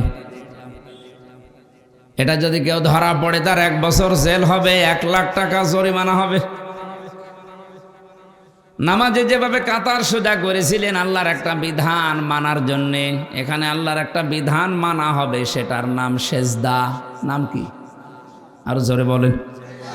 সেজদার বিধান মানতে গিয়ে কত রকমের নিয়ম নীতি বানানো হয়। প্রতিদিন 5 ওয়াক্ত নামাজে আজান দেওয়া হয়, এর আলাদা মুয়াজ্জিন আছে, খতিব আছে, ইমাম আছে, খাদেম আছে। এই মসজিদটা পরিষ্কার করার জন্যে, রক্ষণাবেক্ষণার জন্যে এলাকার মানুষের দায়িত্বশীল আছে। প্রতি মাসে মাসে কমপক্ষে 30-40 হাজার টাকা খরচ হয় একটা মসজিদ, একেবারে নিম্ন যেটা গ্রাম অঞ্চলে সেইটাও, এতগুলো মানুষ চালাতে। এ শুধুমাত্র অনুষ্ঠান করার জন্য এতগুলো মসজিদ তো দরকার না। এই অনুষ্ঠান থেকে আমাদেরকে শিক্ষা নেওয়া লাগবে। যদি সত্যি আমরা নিয়ে যেতে পারতাম, বাজারের এই অনিয়ম আমরা নামাজের কাতারের মানুষগুলো সোজা করে ফেলতাম। কিন্তু নামাজের কাতার পর্যন্ত শেষ, বাউট বাজারে পর্যন্ত যেতে পারবেন না। তো এ কাতার দেখে তো আল্লাহর ভালো লাগবে না, এই কাতার দেখে আল্লাহ খুশি হবে না। কারণ কাতারের যে প্রথম শিক্ষাটা, এটাই আমরা নিতে পারলাম না। একটা বিধান পালন করতে যদি এত তীরের মতো সোজা হওয়া লাগে, আল্লাহর এরকম বিধান এখনো পর্যন্ত আছে 499টা। কোরআনে আল্লাহ 500 বিধান দিয়েছেন, আপনি তো একটা বিধান পালন করার জন্য এত পাগল। এই 499টা বিধান আপনি পালন করবেন কবে? মেহেরপুরবাসী, গুরুত্বপূর্ণ বিষয়, খুব গুরুত্ব দিয়ে শুনবেন। নামাজের কাতার দেখলে যেহেতু আল্লাহ রাজি হয়ে যান, খুশি হন, আনন্দ পান, আমরা ওই কাতার এবার বাংলাদেশে তৈরি করতে চাই। এ কাতার ভেঙে দেওয়ার জন্য বহু ষড়যন্ত্র চলছে। আমার বাম অনেক আলেমকে তারা টাকা পয়সা দিয়ে কাতার যেন সোজা না থাকে তারা চেষ্টায় লেগে আছে। ঠিক বললেন বুঝে নাকি আন্দাজে? 2 নম্বরের কাতারের নাম যেটা আমরা পাই, তার নাম হচ্ছে জিহাদের ময়দানে যে কাতার আল্লাহর দিন কায়েমের জন্য সোজা করা হয়, এবং সীসা গলা প্রাচীরের মতো আমরা যারা অবস্থান নেই, বাংলাদেশে কাতারটা একেবারেই দুর্বল। আর দুর্বল হওয়ারও কারণ আছে। রব্বুল আলামিন বলেন, আল্লাহু ইয়াজতাবি ইলাইহি মাইয়াশা ওয়া ইয়াহদি ইলাইহি মাইয়ুনিব। আল্লাহু ইয়াজতাবি ইলাইহি মাইয়াশা, এখানে সরাসরি ফাইল কর্তা আল্লাহ নিজে। রব্বুল আলামিন বলেন, আমি যাকে নির্বাচিত করি, পছন্দ করি, ভালোবাসি। এ যেতে বা করা, যাকে আমি আল্লাহ চাই, এই মানুষকে আমি আল্লাহ এ জমিনে দিন কায়েম করার জন্য কাজে লাগিয়ে দেই। মেহেরপুরবাসী, বাংলাদেশের সর্বকনিষ্ঠ জেলায় আপনারা আছেন। 2টা আসন নিয়ে এই জেলা শেষ। মেহেরপুরের গাং নিয়ে এক থানায় মনে হয় 1 আসন। বলেন তো, এখানে 4-5 লাখ মানুষ ভোটার আপনারা বাস করছেন। এখানে আমি যেটা বুঝেছি, রব্বুল আলামিনের আয়াত অনুযায়ী সবচাইতে বেশি ভালোবাসবেন আল্লাহ তাদেরকে, তিনি তাদেরকে নির্বাচিত করে পছন্দ করে নিয়ে আসবেন দিন কায়েমের জন্য। যাদেরকে আল্লাহ পছন্দ করেন, নির্বাচিত করেন, কাদেরকে করেন বলে মনে হয় আপনার? আল্লাহ নিজের পরবর্তী শব্দে ব্যাখ্যা করে জানিয়েছেন, ওয়ায়াহদি ইলাইহি মাইয়ুনিব। সবাইকে আমি আল্লাহ এ পথে নিয়ে আসি না। এ জমিন আমার, এখানে বিধান চলবে আমার। এই নিয়মটা চালু করার জন্য সবাইকে আমি আল্লাহ একেবারে পাইকারি হারে নিয়ে আসি না। যে লোকটা আল্লাহর দিকে ফিরে আসতে চাই মন থেকে, তাকে আমি আল্লাহ এই রাস্তায় কাজে লাগাই। এবার বাংলাদেশের দিকে তাকিয়ে বলেন, 54-55 বছর আমরা পার করে ফেলেছি, এ দেশে এখনো আল্লাহর বিধান রাষ্ট্রীয়ভাবে আমরা কায়েম করতে পারি নাই। এই জন্যে কারণ 100 জনের 51 জন হওয়া লাগবে, তারপরে দেশে দিন কায়েম হবে। যেহেতু হয়নি, 100 জনের এখনো 51 জন, এই জন্য আল্লাহর বিধান ওই জমিনে কায়েম করা সম্ভব হচ্ছে না। বিদেশি চক্রান্ত যেটা আছে, চাপ আছে, ওটা বাদ দিলাম। আমরা তো মুসলমান, 92% অন্তত আমরা তো আছি। তাহলে আয়াতের সারমর্ম বা মূল শিক্ষা অনুযায়ী আমরা যেটা পেয়েছি, এ বাংলাদেশে সবাইকে আল্লাহ নির্বাচিত করে নাই, পছন্দ করে নাই, ভালোবাসে নাই, কারণ আমরা মন থেকে এখনো পর্যন্ত দিন কায়েমের কাতারে আসতে পারি নাই। আমি আশা করছি আমি যা বলেছি আপনি বুঝে ফেলেছেন। সুতরাং এই জমিনে আল্লাহ আপনাকে ভালোবাসে না বাসে না, জান্নাত আপনাকে ডাকবে না ডাকবে না, এটা আপনি নিজেই চিন্তা করে এবার বের করেন। রব্বুল আলামিন এই আয়াতের সারমর্ম এটা, আমি আল্লাহ যাকে নির্বাচিত করি। এখানে মনে করেন এই 30 জন মানুষ আমরা স্টেজে বসে আছি, এই 30 জনে কিন্তু এ জমিন যার বিধান চালু করবে তার এ লাইনের লোক না। এখানে হয়তো 4-5 জন আমরা দিন কায়েমের পক্ষে অ্যাক্টিভ ভাবে কাজ করি, বাকি আছে যারা ওরা এ জমিন যার বিধান অন্য কারো চলে চলুক, ওটা আমার মাথা ব্যথা নেই, আমি যতটুকু পারছি মানছি তো না। নামাজ পড়া যেমন ফরজ মনে করেন, রোজা রাখা যেমন ফরজ মনে করেন, এই জমিন যিনি বানিয়েছেন বিধান তিনি দেবেন, তারটাই চলবে, এইটাও ফরজ মনে করা লাগবে। আমি কি বোঝাতে পেরেছি না নাকি আন্দাজে চিল্লালেন? হ্যাঁ বুঝেছেন। মেহেরপুরবাসী, আমি আমার ইমান থেকে কথা বলছি। মাস্ট বি আপনি যতদিন এইটা নিজের ভেতরে নিয়ে আসতে না পারবেন, আর আপনাকে আল্লাহ নিয়ে আসতেও দেবে না। ওয়াহদি ইলাইহি মাইয়ুনিব, যে লোকটা মন থেকে আল্লাহর দিকে ফিরে আসতে চায়, মহান আল্লাহ তাকে দিন কায়েমের খাদেম হিসাবে কাজে লাগিয়ে দেন। তো এই জমিনে তো দিন কায়েমের লোক খুব বেশি না, তাহলে তো ইসলাম কায়েম হয়ে যাওয়ার কথা 55 বছর আগেই। তার মানে আল্লাহর ভালোবাসা মহাব্বতের পাত্র আমরা এখনো পর্যন্ত তার নির্বাচিত হতে পারি নাই, তার বাসায়ের ভেতরে আসতে পারি নাই, তার ছাঁটাইয়ের ভেতরে আমরা অনেকে এখনো আছি। আল্লাহর প্রক্রিয়া হচ্ছে আল্লাহ কাউকে ছাঁটাই করেন, কাউকে বাছাই করেন। এখন আপনি কি আল্লাহর বাছাইয়ের ভেতরে নির্বাচিত মানুষদের ভেতরে আছেন, নাকি অনির্বাচিত হয়ে বসে আছেন? আমার তো মনে হচ্ছে আমরা এখানে যত মানুষ আছি সবাই আল্লাহর নির্বাচিত বান্দাবান্দির ভেতরে নেই, অধিকাংশ আছি অনির্বাচিত এবং অপছন্দনীয় বান্দাবান্দির ভেতরে। আপনার যে মানে আশ্চর্য লাগে না যে আমি না 1000 বছর হায়াত পেলাম, 1000 বছর পরে তোমার মরা লাগবে। আমি সেই কয়দিনই হায়াত পেয়েছিলাম, এই হায়াতের ভেতরে আমার কয়দিন মন থেকে চেষ্টা ছিল যে জমিন যার এখানে বিধান আমি চালাতে চাই, তার কয়দিন ছিল আপনার মনে?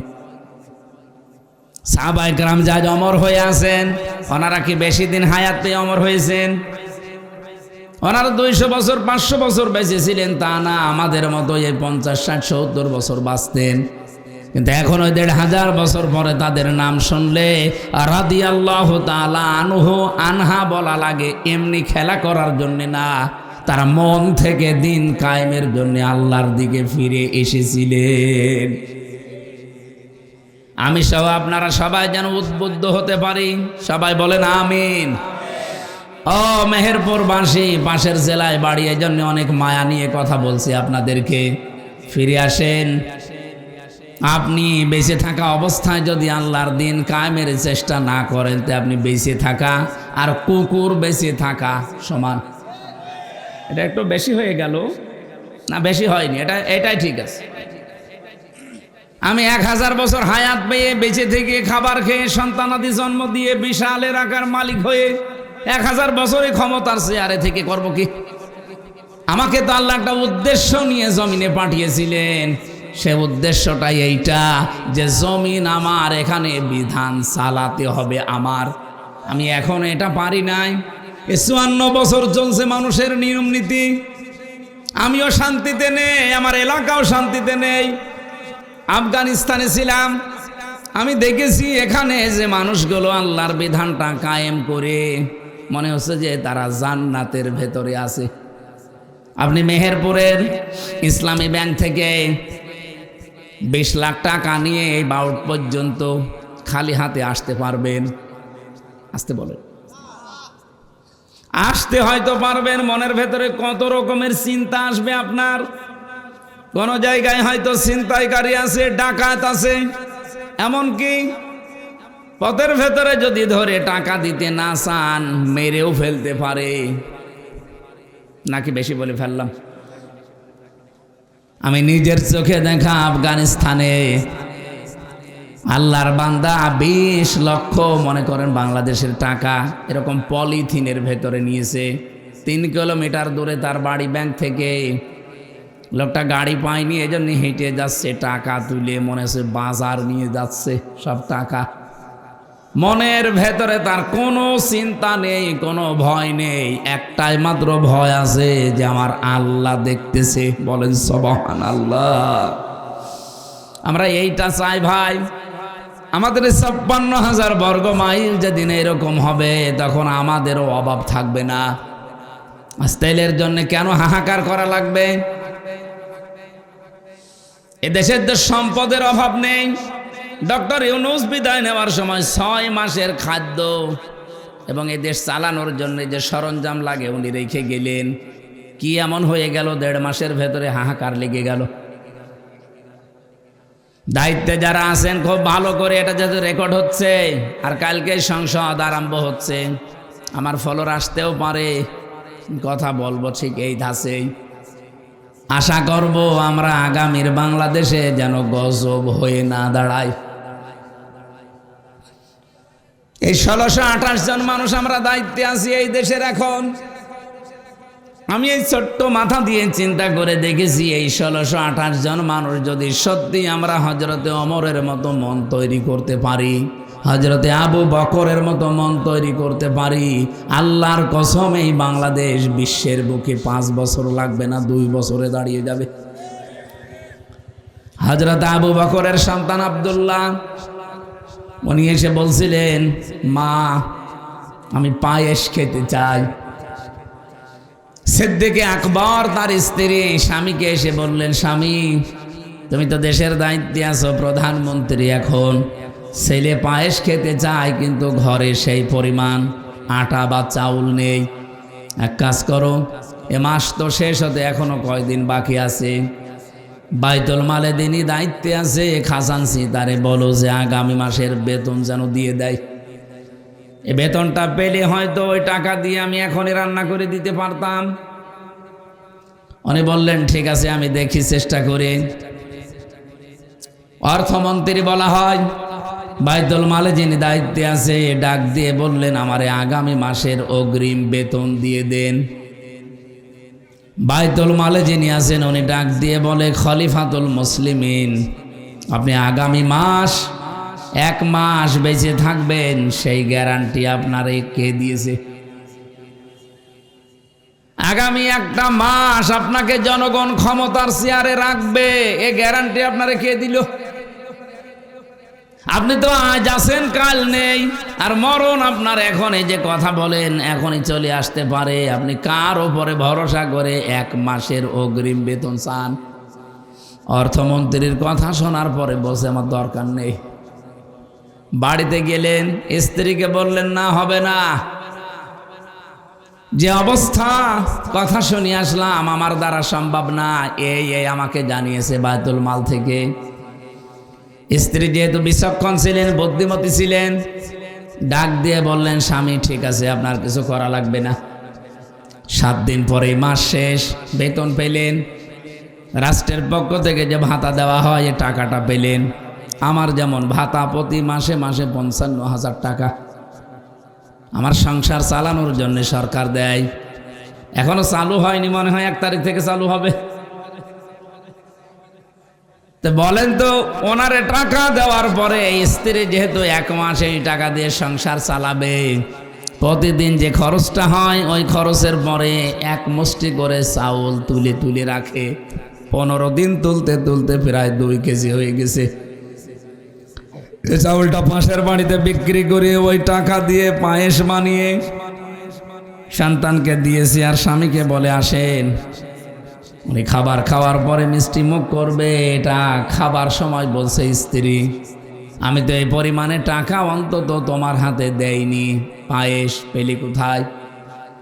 স্ত্রী বলে, স্বামী আমার, আমি কোনো জায়গা থেকে অবৈধভাবে নিয়ে আসি নাই, আপনার যাওয়া টাকা থেকে আমি জমিয়ে জমিয়ে 2 কেজি মতো চাল বাঁচিয়েছি, এটা পাশের বাড়িতে বিক্রি করি, সেই টাকা দিয়ে পায়েস বানানো, আপনি খান। আমার মনে হয় এর চাইতে আল্লাহর বন্ধু, আল্লাহর ওলি আর তো বলার অপেক্ষা রাখে না। স্বামী তো খুশি হয়ে যাওয়ার কথা যে কি বউ পেয়েছি আমি। খাবারটা সামনের দিকে ঠেলে দিলেন স্ত্রী, রাখো এটা। চলে গেলেন এক দৌড় দিয়ে বাইতুল মালে। খাজানসিকে ডাক দিয়ে বললেন, দেখেন আমার প্রতি মাসে আপনি 12,000 টাকা মনে করেন বেতন দেন, আগামী মাস থেকে 500 টাকা করে কম দেবেন। 11,500 টাকা দিলে আমার সংসার চলবে। কারণ আমি আজকে 1 মাস চিন্তা করে দেখলাম যে আমার 11,500 টাকা হলেও সংসার চলে, বাকি 500 টাকা থাকলে আমার মনে হয় রাষ্ট্রের জনগণের কাছে লাগবে। আমি এ কথাটা শুধু সুবহানাল্লাহ আলহামদুলিল্লাহ বলার জন্য বলি নাই, বাস্তব অভিজ্ঞতা। আমার কুষ্টিয়া জেলার সাবেক ডিসি জনাব ইকবাল হোসেন, আমি তার সাথে মিশে এই যে কিছুদিন তার সাথে নির্বাচিত হওয়ার পর থেকে আমি দেখলাম এই লোকটা আসলে হযরতে ওমরকে অনুসরণ, আবু বকরকে অনুসরণ করে চলতেন। আমি দেখেছি এই লোকটা কোনো জায়গায় মিটিংয়ে গেলে যদি চেয়ার একটু ভিআইপি চেয়ার দেখে, সঙ্গে সঙ্গে কর্মকর্তাদেরকে বলে এই অপচয় কেন করলেন। এখানে তো অন্তত প্লাস্টিকের চেয়ার দিলেও আমরা অনুষ্ঠানটা 1-1.5 ঘন্টা করতে পারতাম। যেখানে 150 থেকে 200 টাকা দাম একটা চেয়ারের, সেই জায়গায় চেয়ার নিয়েছেন আপনি এক একটা 70,000 টাকা দিয়ে। এই প্লাস্টিকের চেয়ার কি 200-250 টাকা হবে না? বলেন। আপনি একটা চেয়ার নিয়েছেন আমাদের কুষ্টিয়ার পৌরসভার মেয়রের যে কক্ষে, যদি ওখানে 70টা চেয়ার থাকে, কমপক্ষে এক একটা চেয়ারের দাম 70,000 থেকে 1 লক্ষ টাকা করে, এমন ভিআইপি চেয়ার। মানে আমার সাথে ওই দিন মিটিংয়ে বলছিল, মাওলানা এই কাজটা না করে যদি এই জায়গায় অন্তত চেয়ারগুলো নরমাল দিয়ে এই প্রতি চেয়ার থেকে টাকা বাঁচিয়ে জনগণের পেছনে খরচ করা যেত, দেশটা আরো আগে দাঁড়িয়ে যেত। আমি এই জন্যেই বলেছি, বাংলাদেশে এই 1628 জন মানুষ আমরা যদি সত্যিই ওমরের মতো, আবু বকরের মতো বানাতে পারতাম, এ দেশ আমরাও দাঁড় করিয়ে ফেলতে পারতাম। আমরা তো এমনি টার্গেট নিয়ে গিয়ে যাচ্ছিলাম না, এই সমস্ত কারণে। তারপরেও দেখতে পাচ্ছি বিরোধী দলের আমরা 77 জন যা হাতে নিয়েছি, যা করছি, সরকারি দলের লোকজনও এইটা করতে গিয়ে এখন ওদের মনের ভেতরে আমাদের ওপরে রাগ, নিজেও খায় না, খাইতেও দেয় না।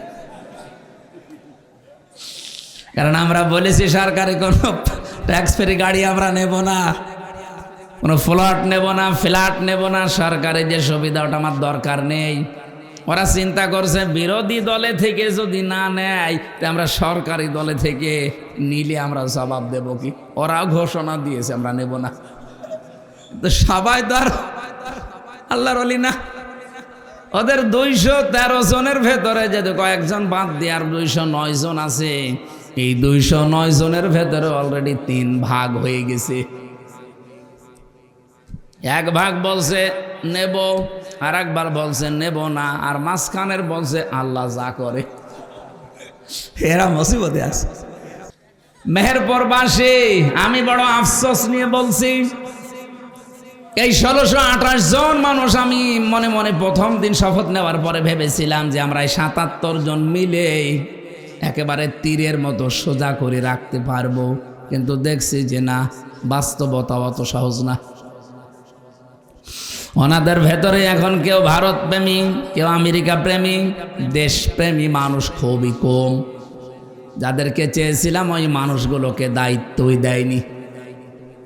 এমন এমন মানুষ দায়িত্ব পেয়েছে, দেশের প্রতি যে আয়াত পড়ে সূরা নাহালের 91 নম্বর আয়াত পড়ে কসম করলো, শপথ নিল, সে আয়াতের একটা কথাও এখন তারা দুনিয়ার ফেরে বেপড়ে আর মানতে চায় না। মেহেরপুরবাসী, আমি যে কথা তুলেছিলাম, রব্বুল আলামিন কোরআনে কারিমে পুরা কোরআন শরীফ পড়ে আমি এই সাবজেক্টটা বানিয়েছি। রব্বুল আলামিন 5 প্রকার মানুষকে জান্নাত ডাকতে থাকবে, তার ভেতরে অন্যতম প্রকার যারা দিন কায়েমের জন্য সীসা গলা প্রাচীরের মতো ঐক্যবদ্ধ হয়। আপনি আজকে থেকে যদি সত্যি এই লাইনে আসতে পারেন, আপনাকে জীবনেও আমি ওয়াজ করে নিয়ে আসতে পারবো না। আপনি মন থেকে যদি ফিরে আসতে চান, আল্লাহ পাক কোটি কোটি বান্দা বান্দি থেকে আপনাকে নির্বাচিত করবেন। জোরে বলেন সুবহানাল্লাহ। আর একটা সুসংবাদ আছে আয়াতে, ওয়াজাহিদু ফিল্লাহি হাক্কা জিহাদিহি হুয়া জিতাবাকুম ওয়া মা জাআলা আলাইকুম ফিদ্দীনি মিন হারাজ মিল্লাতা আবিকুম ইব্রাহিমা হুয়া সাম্মাকুমুল মুসলিমিন। বলেন আমিন। সূরা হজের ভেতরে এসেছে, তোমরা চেষ্টা চালাবা, প্রচেষ্টা করবা, জিহাদ করবা, জিহাদ করার মতো সংগ্রাম করবা, করার মতো। ওয়াজাহিদু ফিল্লাহি হাক্কা জিহাদি হুয়া জিতাবাকুম, তিনি সে আল্লাহ যিনি তোমাদেরকে নির্বাচিত করেছেন। কোটি কোটি মানুষ এই বাংলাদেশে, 18 কোটির উপরে, সবাইকে আল্লাহ এই সীসা গলা প্রাচীরের মতো দিন কায়েমের জন্য, আল্লাহর বিধান কায়েমের জন্য এই মন দেয়নি। যাদেরকে দিয়েছে এদের উপর যদি কোনো বিপদ আপদ আসে, এই বিপদ আমার আল্লাহ নিজে বলেন আমি দূর করে দেব, থাকতে দেব না। কথা বুঝেছেন আপনারা? এজন্য আমরা যারা সত্যি মন থেকে জমিন যার বিধান চালাবো, তার আমাদের পদ্ধতিতে ভুল থাকতে পারে, কিন্তু ইখলাস যদি আমাদের থাকে, মন থেকে যদি আমরা কাজ করতে পারি, আল্লাহর কসম বিপদ আপদ ষড়যন্ত্র আসবে আমরাও জানি। আমি জেলখানায় 3 বছর একটা দোয়া বেশি বেশি পড়েছি, আল্লাহুম্মা ইন্না নাজআলুকা ফি নুহুরিহিম ওয়া নাউযু বিকা মিন শুরুরিহিম। আল্লাহ, তোমার পথে চলতে গিয়ে যে বাধা বিপত্তিগুলো আসে, এগুলো হয়তো আমি কন্ট্রোল করতে পারবো না, আমি মোকাবেলা করাও সম্ভব না। এই যত ষড়যন্ত্র আছে, যত দুর্বিসন্ধি হচ্ছে, সব কিছুর মোকাবেলায় আল্লাহ তোমাকে আমি রাখলাম। জোরে বলেন আমিন। আজ আমাদের এই ছোট্ট বাংলাদেশ নিয়ে যে ষড়যন্ত্র চলছে, এর মোকাবেলায় আমরা কাকে রাখবো বলেন তো? কারণ আমাদের তো সেই ক্ষমতা, সেই শক্তি এখনো হয়ে ওঠেনি। কারণ শয়তানের দলে লোক বেশি থাকে। সবচাইতে বড় বিষয়, আমাদের প্রতিবেশী নামে যারা কলঙ্ক, এটা রেকর্ড হচ্ছে, আমি জানি তারা আমাকে শত্রু ভাববে, ভাবুক। এই পৃথিবীতে যত দেশ আমি ঘুরলাম, প্রত্যেকটা দেশের পাশে মুসলমান দেশ কম বেশি পেলাম, এমনকি খ্রিস্টান দেশ, বৌদ্ধ দেশ, তারাও যদি থাকে তারা বন্ধুত্বের মতো আচরণ করে। আপনি মালয়েশিয়া যান, মালয়েশিয়া আর সিঙ্গাপুরের বর্ডার মাত্র একটা ছোট্ট খাল, অথচ কোনো তার কাটা নেই। পাসপোর্ট দেখাবেন, খাল পার করে আপনাকে ঢুকিয়ে দেবে। যান পাশে থাইল্যান্ড, ওখানে বৌদ্ধরা বেশি বাস করে, কোনো তার কাটা নেই, বিশাল এলাকা, শুধু আপনি যাবেন, পাসপোর্ট দেখিয়ে শেষ করে দেবে, আবার বের হয়ে চলে আসবেন। কিন্তু আমরা এমন একটা প্রতিবেশী পেয়েছি, তার কাটা দিয়ে তো ঘেরা আছে, মাঝে মাঝেই তার কাটায় মানুষ ঝুলিয়ে রাখে। এ দেশটা না দাঁড়ানোর পেছনে কারণই আমাদের এই প্রতিবেশীরা। এই যে মুক্তিযোদ্ধারা জাকার, এই যে দ্বন্দ্ব লাগিয়ে রেখেছে 55 বছরে দাদা বাবুরা, আমরা যেন মাজা খাড়া করে দাঁড়াতে না পারি। এর ভেতর প্রায় 8টা পয়েন্ট আছে। ওরা আমাদেরকে এই 55 বছর এটা ভুলতে দেয়নি। এরা জাকার মুক্তিযোদ্ধা, আমার মনে হয় এখানে আমরা যারা আছি 100 জনের খুব বেশি হলেও 10 জন পাওয়া যাবে ওই জামানার, বাকি আমরা তো সবই এই জামানার। তাই আমাদের কাছে ওই পুরাতন গল্প বলে এখন আমাদের ভেতরে ডিভাইডেড করে আপনি কি হাসিল করতে চান? পরবর্তী প্রজন্মের ভেতরে এই বিষ বাষ্প যারা ভেতরে ঢুকিয়ে জাতিকে বিভক্ত করে ফায়দা লুটতে চান, তারা দেশেরও শত্রু, মানবতারও শত্রু। কিছু কিছু মানুষকে ওরা এমনিতে এগুলো দিয়ে চালায়, আমি নাম নিলাম না, তাদের নাম নিতেও ঘৃণা করে। তাও একটা বলে ফেলি, আম তারেক, একটা টাটকা নির্ভেজাল শয়তান। মুক্তিযোদ্ধা বলেন, 71 সাল বলেন, ও দেখেনি, আমিও দেখিনি, আমিও ইতিহাস পড়া, ও ইতিহাস পড়েছে, ওর এত এত চুলকানি কোত্থেকে আসে। আমার তো মনে হয় মাঝে মাঝে ওর মাথা থেকে পা পর্যন্ত শুধু বিসমিল্লাহ বলে পিটানো দরকার।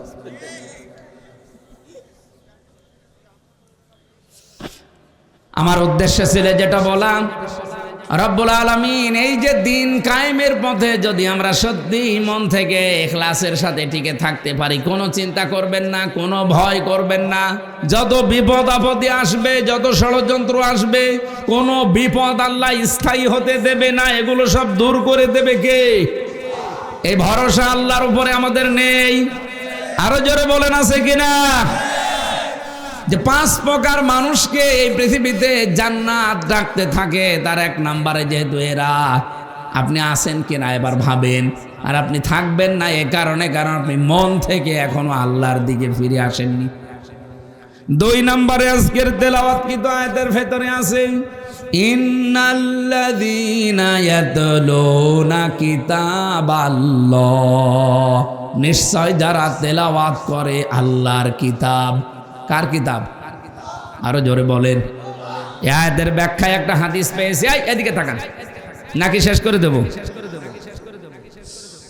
নবীজি বলেন, মান ক্বারাআল কুরআনা ফাস্তাযহারাহু ফাহাল্লা হালালাহু ওয়া হাররামা হারামাহু আদখালাহুল্লাহুল জান্নাহ ওয়া শাফাআহু ফি আশারাতিন মিন আহলি বাইতিহি কুল্লুহুম ক্বাদ ওয়াজাবাত লাহুন নার। তিরমিজি শরীফের হাদিস। আল্লাহর নবী বলেন, যে ব্যক্তি কোরআন শরীফ পড়ে, আরে কোরআনে কারিম পড়ার পর এর হালাল বিষয়গুলো হালাল জানার পরে মেনে নেয়, হারাম বিষয়গুলো হারাম জানার পরে ছেড়ে দেয়। বলতে যত সহজ মনে হইল আমার কাছে, শুনতে যত সহজ মনে হচ্ছে আপনার কাছে, বলেন তো এটা মেনে চলা অত সহজ? আরো জোরে বলেন। শব্দের দিকে খেয়াল করে পড়েছেন, কোনদিন হাদিসটা শুনেছেন? মান ক্বারাআল কুরআনা, যে ব্যক্তি কোরআন পড়ে। এখানে আমার মনে হয় 100 জনের কমপক্ষে 70 জন মানুষ কোরআন শরীফ এদিকে ওদিকে পড়তে পারবেন। কথা বলছেন না কেন? ফাহাল্লা হালালাহু ওয়া হাররামা হারামাহু, এর হালালকে হালাল জানার পরে যারা মেনে নেয়। আমরা তো হালাল জিনিস কতগুলো জানি, এরপরও আমরা মানতে পারি না, এরকম পরিবেশ বাংলাদেশে নেই। আমি তো বাউট বাজারের উদাহরণটা দিলাম। আপনি হালাল কিছু জানার পরও মানতে পারবেন না, সিন্ডিকেট করে এমনভাবে রেখে দিয়েছে আপনি না খেয়ে মুরগি। কোন দোকানে যাবেন, সবগুলো দোকানদারেরা সিন্ডিকেট করে রেখে দিয়েছে। এদের উপরে যারা আছে তাদেরও সিন্ডিকেট আছে, এদের উপরে যারা আছে তাদেরও সিন্ডিকেট আছে। আমি কি বেশি বললাম না? ঠিক আছে। তার মানে এদেশে আমি হালালকে হালাল জানার পরও আজ মানতে পারছি না। প্রত্যেকটা দিক আর বিভাগের সিস্টেম বাংলাদেশে এইটাই। মেহেরপুর জেলার ডিসি, এসপি, টিওনো, এখানকার যিনি ওসি আছে, এই মানুষগুলো যদি চিন্তা করে যে আমি ভালো হয়ে থাকতে চাই, আমি জীবনেও 2 নাম্বারই করব না, চেষ্টা করলেও তারা পারছে না, কারণ এমন এমন সিস্টেম বানানো আছে উপরে। এই মেহেরপুর জেলার ডিসি হয়ে আসতে হলে তারে কমপক্ষে 20 কোটি টাকা দিয়ে আসা লাগে। এসপি হয়ে আসতে হলে তারে 50 লাখ টাকা দিয়ে আসা লাগে। টিনো হয়ে আসতে হলে তারে কমপক্ষে 20 লাখ টাকা দিয়ে আসা লাগে। ওসি হয়ে আসতে হলে 20 লাখের কমে সে আসতে পারে না গাংনী থানায়। এখন জোরে তারে আমি এভাবে ধরে কোরআন শরীফের আয়াত পড়ি, ফু দে আর দোয়া করি যে ঘুষ খাবেন না। ও আমারে বলবে, মাওলানা এই চেয়ারটা পাওয়ার জন্য আমার বাবার 50 লাখ টাকা দেওয়া লেগেছে, ওই টাকা আগে দেন। এই কথা বলছে না কেন? আমি তারা কি জবাব দেব বলেন তো? এখন এই টাকাগুলো যিনি উপরে দিল, এ দোষ তো আর ওনার না, উনি তো ভালো হওয়ার চেষ্টাই করবেন।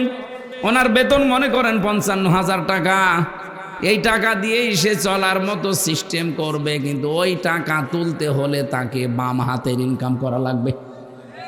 কুষ্টিয়াতে আমি মাদকে হাত দিয়েছিলাম, এটা আবার ছেড়ে দিয়েন না যে হুজুর মদ খায়। মানে মাদক বন্ধ করার জন্য একটা তালিকা করলাম, 27 জনের নাম পেলাম, যে এরা সরাসরি জড়িত, এদের দ্বারা এলাকা সব খারাপ হয়ে যাচ্ছে। প্রশাসনকে বললাম যে এই তালিকা একেবারে নির্ভরযোগ্য, আপনারা আরও খোঁজ খবর নেন, ভালো করে খোঁজ খবর নিয়ে আপনারা দেখবেন যদি সত্যি এগুলো অপরাধী হয়ে থাকে আপনারা আইনের আওতায় নিয়ে আসেন। ও আল্লাহ, পরে শুনি ওখান থেকে বাবাজিরা মাল খায়। এখন দোষ তো শুধু বাবাজিদের না, আমারে কয়েকজন বলেই ফেললো, এমপি সাহেব করব কি, এমনিতেই নেই না, কারণ এই চেয়ারটা পেতে আমার 20 লাখ টাকা খরচ করে এখানে আসা লেগেছে। আমার যে সরকার বেতন দেবে, আমি তো হয়তো এখানে 1-1.5 বছর 2 বছর থাকতে পারবো, তো শুধুমাত্র ওই 32,000 40,000-এর বেতন দিয়ে তো এত টাকা জীবনে উঠবে না। এই জন্যই এদিক ওদিক করা লাগে। বলেন সুবহানাল্লাহ। নাউজুবিল্লাহ বললেন কেন?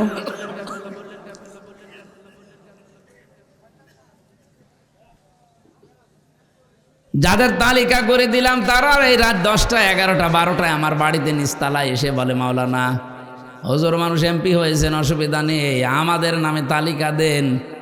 আমাদের কাছে তো বাবাজির আগে জিনিস নিয়ে যায়, তালিকা যতই দেবেন ধরবে না। এখন এই 10 শুধু যারা এই কয়জন আছে এদের না, এদের উপরে যারা এই 20 লাখ 50 লাখ 20 কোটি টাকা নিয়েছে ধরা লাগবে তাদেরকে। এই জন্যই বলছিলাম 1628 জন মানুষের মন যতদিন পর্যন্ত আবু বকরের মতো ওমরের মতো তৈরি না হবে, এ দেশে শুধু ওয়াজ নসিহত করে ভালো করা সম্ভব না। নবীজির হাদিসের ভাষা দেখেছেন, কোরআন যারা পড়ে ফাহাল্লা হালালাহ, ফা দিয়েছেন মাঝখানে, এর হালালকে হালাল জানার পরে যারা মেনে নেয়, ও বাংলার মানুষেরা, যেহেতু হালালকে হালাল আমরা জানি কিন্তু মানতে পারি না, এরকম পরিবেশ নেই। কয়েকটা তো উদাহরণ দিয়ে বললাম আছে, তার মানে আমরা পারছি না। আর হারামকে হারাম জানার পরেও ছেড়ে দিতে পারছি না। ঘুষ দেওয়া হারাম জানে না কে? এক কথা বলেন না কেন? আমার বাবাও তো জানতো ঘুষ দেওয়া হারাম, অথচ 3 বছরে আমার এই মামলাটা প্রায় 40 বার কোর্টে তুলেছে। সিএমএম কোর্টে, জজ কোর্টে, হাইকোর্টে। আর একবার তুলতে কমপক্ষে 1.5 লাখ 2 লাখ টাকা খরচ হয়েছে। আমার বাবা জানার পরেও দেওয়া লেগেছে, কারণ উপায় নেই। যদি না দিয়ে অভাবে রেখে দেয় আমি কিয়ামত পর্যন্ত জেলেই থাকব। এরপরও রিমান্ডের পর রিমান্ড, যেভাবে কষ্ট দিয়েছিল রিমান্ডে আমারে, আমার আশপাশে যারা ছিল তারা পর্যন্ত দিনের বেলায় আমার সাথে দেখা হলে খন্দন করতো যে এত কষ্ট সহ্য করে আপনি সব বলে দিতে পারেন না। ওরা যা যা বলে ওইটা মেনে নিলেই তো আপনার এক্ষুনি ওই জেলখানায় দিয়ে দেবে, এই রিমান্ডে আর রাখবে না। ওই কথাগুলো বলার জন্য আমি এখানে তুলেছি যে আমার বাবা এই যে প্রতিবার রিমান্ডে ওদেরকে বলতো যে মারধর করবেন না, জুলুম অত্যাচার করবেন না, আপনারা যা চান আমি দেব। প্রতিবার নতুন নতুন মামলা দেওয়ার ভয় দেখায় আর বলে 10 লাখ টাকা দেন। বাবা এদিক ওদিক করে 8 লাখ টাকা দিয়েছে। ও শয়তানরা কথা তো রাখে নাই, টাকাও নিয়েছে, মামলাও দিয়েছে। আগস্টের 5 তারিখের পরে সব পালিয়েছে। আমি এখনো পর্যন্ত আমার মামলার আয়ু ওই মিজান করে খুঁজতেছি, পাচ্ছি না। একদিন মোবাইলে একটু কথা হয়েছিল, আমারে বলছে হুজুর মাফ করে দিয়েন। কে? বলছে আমি আপনার মামলার আয়ু মাফ করে দেব, টাকা ফেরত দেন। টাকাটা ফেরত দিয়ে দেন, মাফ করে দেব। টাকা ফেরত দেবেন না মাফ চান মানে? শুধু আমার কাছ থেকে নেননি, আকিস গ্রুপে চাকরি করতাম সেখানেও 32 লাখ নিয়েছে। এটা বৈধ গাড়ি তারা দিয়েছিল চলার জন্য, গাড়িটা আটক করে এমন ভাবে পেঁচিয়ে মামলা দিয়েছে। গাড়ির দাম 1,25 লাখ, 1 কোটি টাকা লেগেছে গাড়ি শুধু ছাড়াতে। কি জুলুম করেছিল বলেন তো? এই যে আমরা জানা শোনার পরও তো বাধ্য হয়েছি এগুলো দিতে, নাই তো আমাদের জীবন একেবারে শেষ করে দেবে। এই হাদিসটার বর্ণমানি ছিল আপনি কোরআন পড়েন, হালালকে হালাল জানার পরে মেনে নেন, হারামকে হারাম জানার পরে ছেড়ে দেন। যেহেতু আমরা একটাও মানতে পারছি না, হাদিসের 3টা পয়েন্ট চলে গেল। ফাহাল্লা হালালাহু ওয়া হারামা হারামাহু আদখালাহুল্লাহুল জান্নাহ। নবীজি বলেন আল্লাহ তাকে যেন জান্নাতে দিয়ে দিয়েছে। সুবহানাল্লাহ বলতে পারেন না? আল্লাহ তাকে জান্নাতে দেবে এ কথা এখানে নেই। আদখলা ইদখিলু এটা বর্তমান, ভবিষ্যৎ তার না না এটা মাঝি মাঝি অতীতের শব্দ। আদখলা ইদখিলু এটা অতীতের শব্দ। নবীজি বলেন যদি সত্যি কোনো এলাকায় কোনো দেশে কোরআন মানুষেরা পড়ে আর এর হালালকে হালাল জেনে মানতে পারে, হারামকে হারাম জানার পরে ছেড়ে দিতে পারে, এমন পরিবেশ আল্লাহ তৈরি করে দেবে, মনে হবে যেন ওটা জান্নাত হয়ে গেছে। আদখালাহুল্লাহুল জান্নাহ, আল্লাহ তাকে জান্নাতে প্রবেশ করিয়ে দিয়েছে। মানুষ তো মারা গেলে জান্নাতে যাবে, অথচ এই হাদিসের বাণী কি আদখালাহুল্লাহুল জান্নাহ, সে যেন জান্নাতে চলে গেছে। সুবহানাল্লাহ বলতে পারেন না? আমরা তো মরার আগে এরকম একটা জান্নাত চাচ্ছিলাম, কিন্তু হয়নি, আমাদের কপালে হয়তো নেই, আর আমাদের চেষ্টা ওইভাবে হয়নি। আল্লাহ যেন আগামীর পৃথিবীকে এরকম একটা জান্নাত বানিয়ে দেন, বলেন আমিন। নবীজি বলেন এতটুকুই শেষ করিনি, সত্যি যারা এইভাবে কিতাবকে পড়তে পারবে, ওয়াকামুস সালাতা, আর দুনিয়াতে যারা বেঁচে থাকতে নামাজকে কায়েম করার চেষ্টা চালাবে। ও মেহেরপুরবাসী, আমরা অনেকে আছি এখানে শুধু নামাজ পড়েই শেষ করে দেই, কিন্তু নামাজ তো শুধু পড়ার জন্য আল্লাহ দেয়নি, শুধু এক জায়গায় দিয়েছেন যে নামাজ পড়ো। এই পৃথিবীতে নামাজকে দাঁড় করাতে হবে রাষ্ট্রীয়ভাবে, সামাজিকভাবে, পারিবারিকভাবে, ব্যক্তিগতভাবে নামাজ যেন দাঁড়িয়ে যায়। আজ বাংলাদেশে যে হইচইগুলো চলছে বিভিন্ন জায়গায় যে নিয়োগ দেওয়ার জন্যে, যদি মুসলমানের এই দেশে এই নিয়মটা আমরা করে দিতে পারতাম রাষ্ট্রীয়ভাবে, যে নামাজ কায়েম যারা করবে তারাই বিভিন্ন জায়গায় চাকরিতে পদায়ন হবে, আমার মনে হয় বেনামাজি মানুষকে কেউ ঝাড়ু দাঁড়ু নিত না। রাষ্ট্রীয়ভাবে নামাজের কায়েমের সিস্টেম হয়ে গেলে এই দেশে বেনামাজির জন্য ওয়াজও করা লাগতো না। এই জন্য আমরা সর্বাত্মক চেষ্টা চালাচ্ছি। যে তোমরা 77 জন মনে হয় পারবো না, কারণ একটা বিল পাস হতে হলে 151 জন লাগবে। বাকি যারা আছে ওরা যদি একটু সাই না দেয় তো আমরা শুধু চিল্লা পাল্লা করেও কিছু হবে না। দোয়া করছি এই অবস্থায় আল্লাহ যেন ওই মানুষগুলোর মনও অন্তত এই দেশে ইসলামের পক্ষে কাজ করার মতো তৈরি করে দেন, বলেন আমিন। বলেন তো নামাজ যদি কায়েম হয়ে যায় সবার ভালো না খারাপ? তখন এই নামাজের জন্য ওয়াজ দেওয়া লাগবে, আপনি বাধ্য হবেন।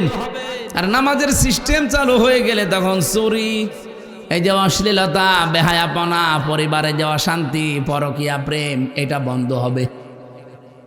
আজ হাজারো পরিবারে, আমি তো প্রতিদিন, কালকেও একটা বিচার করলাম, লোকটার 2টা বউ, বড় বউকে একটু বেশি দেখাশোনা করে, ছোটটারে নিয়ে ঝামেলায় আছে। ওর মনের ভেতরে প্রশ্ন কি, জিজ্ঞাসা করলাম কি সমস্যা কি, উনি আমারে বলছে এই যে কোরআনের যে নিয়ম নীতি আছে, ইনি একজন আলেম মানুষ, এটা মানে না, ওনারে ভালো করে বুঝিয়ে দেন। ও আল্লাহ, ভালো করে কোরআন হাদিস পড়ে হাত ধরে বুঝিয়ে দিলাম, কানে পড়ে বাড়ি নিয়ে গেল। বউ যাওয়ার পরে শুনলাম বউকে পিটিয়ে আজমারা করিস।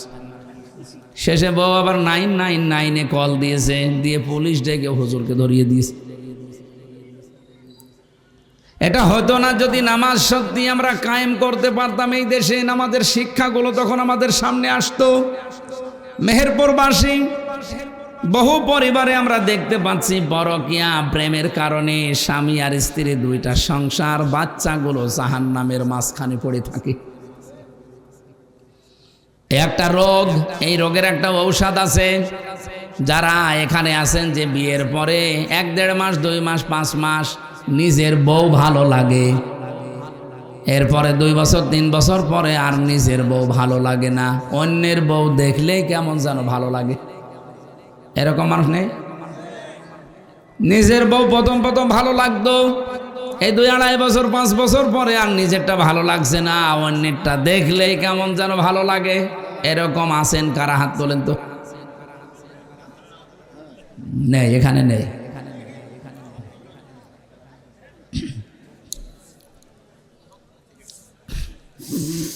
আমার ভাইরা না, কথাগুলো একটু ভালো করে শুনুন। এটা যেহেতু রোগ, এই রোগের কারণে আজ হাজারো পরিবার ধ্বংস হয়ে যাচ্ছে, ছেলে মেয়েগুলো সব মানে সেই কি আর বলবো। এটা এই রোগ থেকে মুক্ত করা দরকার না আমাদের? বলেন বলেন। কোরআনে কারিমে আল্লাহ ঔষধ দিয়েছেন আমাদের জন্য, যারা এই রোগে রোগী আছেন। কুল্লিল মুমিনিনা ইয়াগুদ্দু মিন আবসারিহিম ওয়া ইয়াহফাযু ফুরুজাহুম যালিকা আযকা লাহুম। সারা জীবনের জন্য মানা লাগবে না, মাত্র 1 মাস। ও মেহেরপুরবাসী, যারা এরকম পরিবারগুলো ধ্বংস করে ফেলছেন, মাত্র 1টা মাস এই 2টা ঔষধ আল্লাহ বানিয়েছেন, খাবেন। 1 নম্বরে নিজের চক্ষুকে নিম্নগামী করবেন, যেটা দেখা যায় নেই ওইটা দেখা যাবে না, সে যেই হোক। 2 নম্বরে নিজের লজ্জা স্থানকে হেফাজত করে রাখা লাগবে। আরে ভাই, আপনাকে 10 বছর বলছি না, মাত্র 1 মাস করে দেখেন। আল্লাহ বলেন যালিকা আযকা লাহুম, এইটাই পবিত্র পন্থা। আমার তো মনে হচ্ছে আল্লাহর এই ঔষধ আমরা যদি সত্যি মেনে নিতে পারি। আমি পরীক্ষিত কিছু মানুষকে ঔষধ দিয়েছি, তারা এসে ঘুরে বলেছে যে আমরা ফল পেয়েছি। আপনার যাদের এরকম মন মানসিকতা হয়ে গেছে, যারা পরকীয়া প্রেমী আছেন অলরেডি, তারা এটা করে দেখেন। 1টা মাস শুধু নিজের চোখকে কন্ট্রোল করে রাখবেন, নিজের লজ্জাস্থানকে হেফাজত করেন, আবার নিজের স্ত্রীকে আগের মতোই মনে হবে। ঠিক শুধু একজন বলল, বাকিগুলো ফেরেশতা বসে আছে।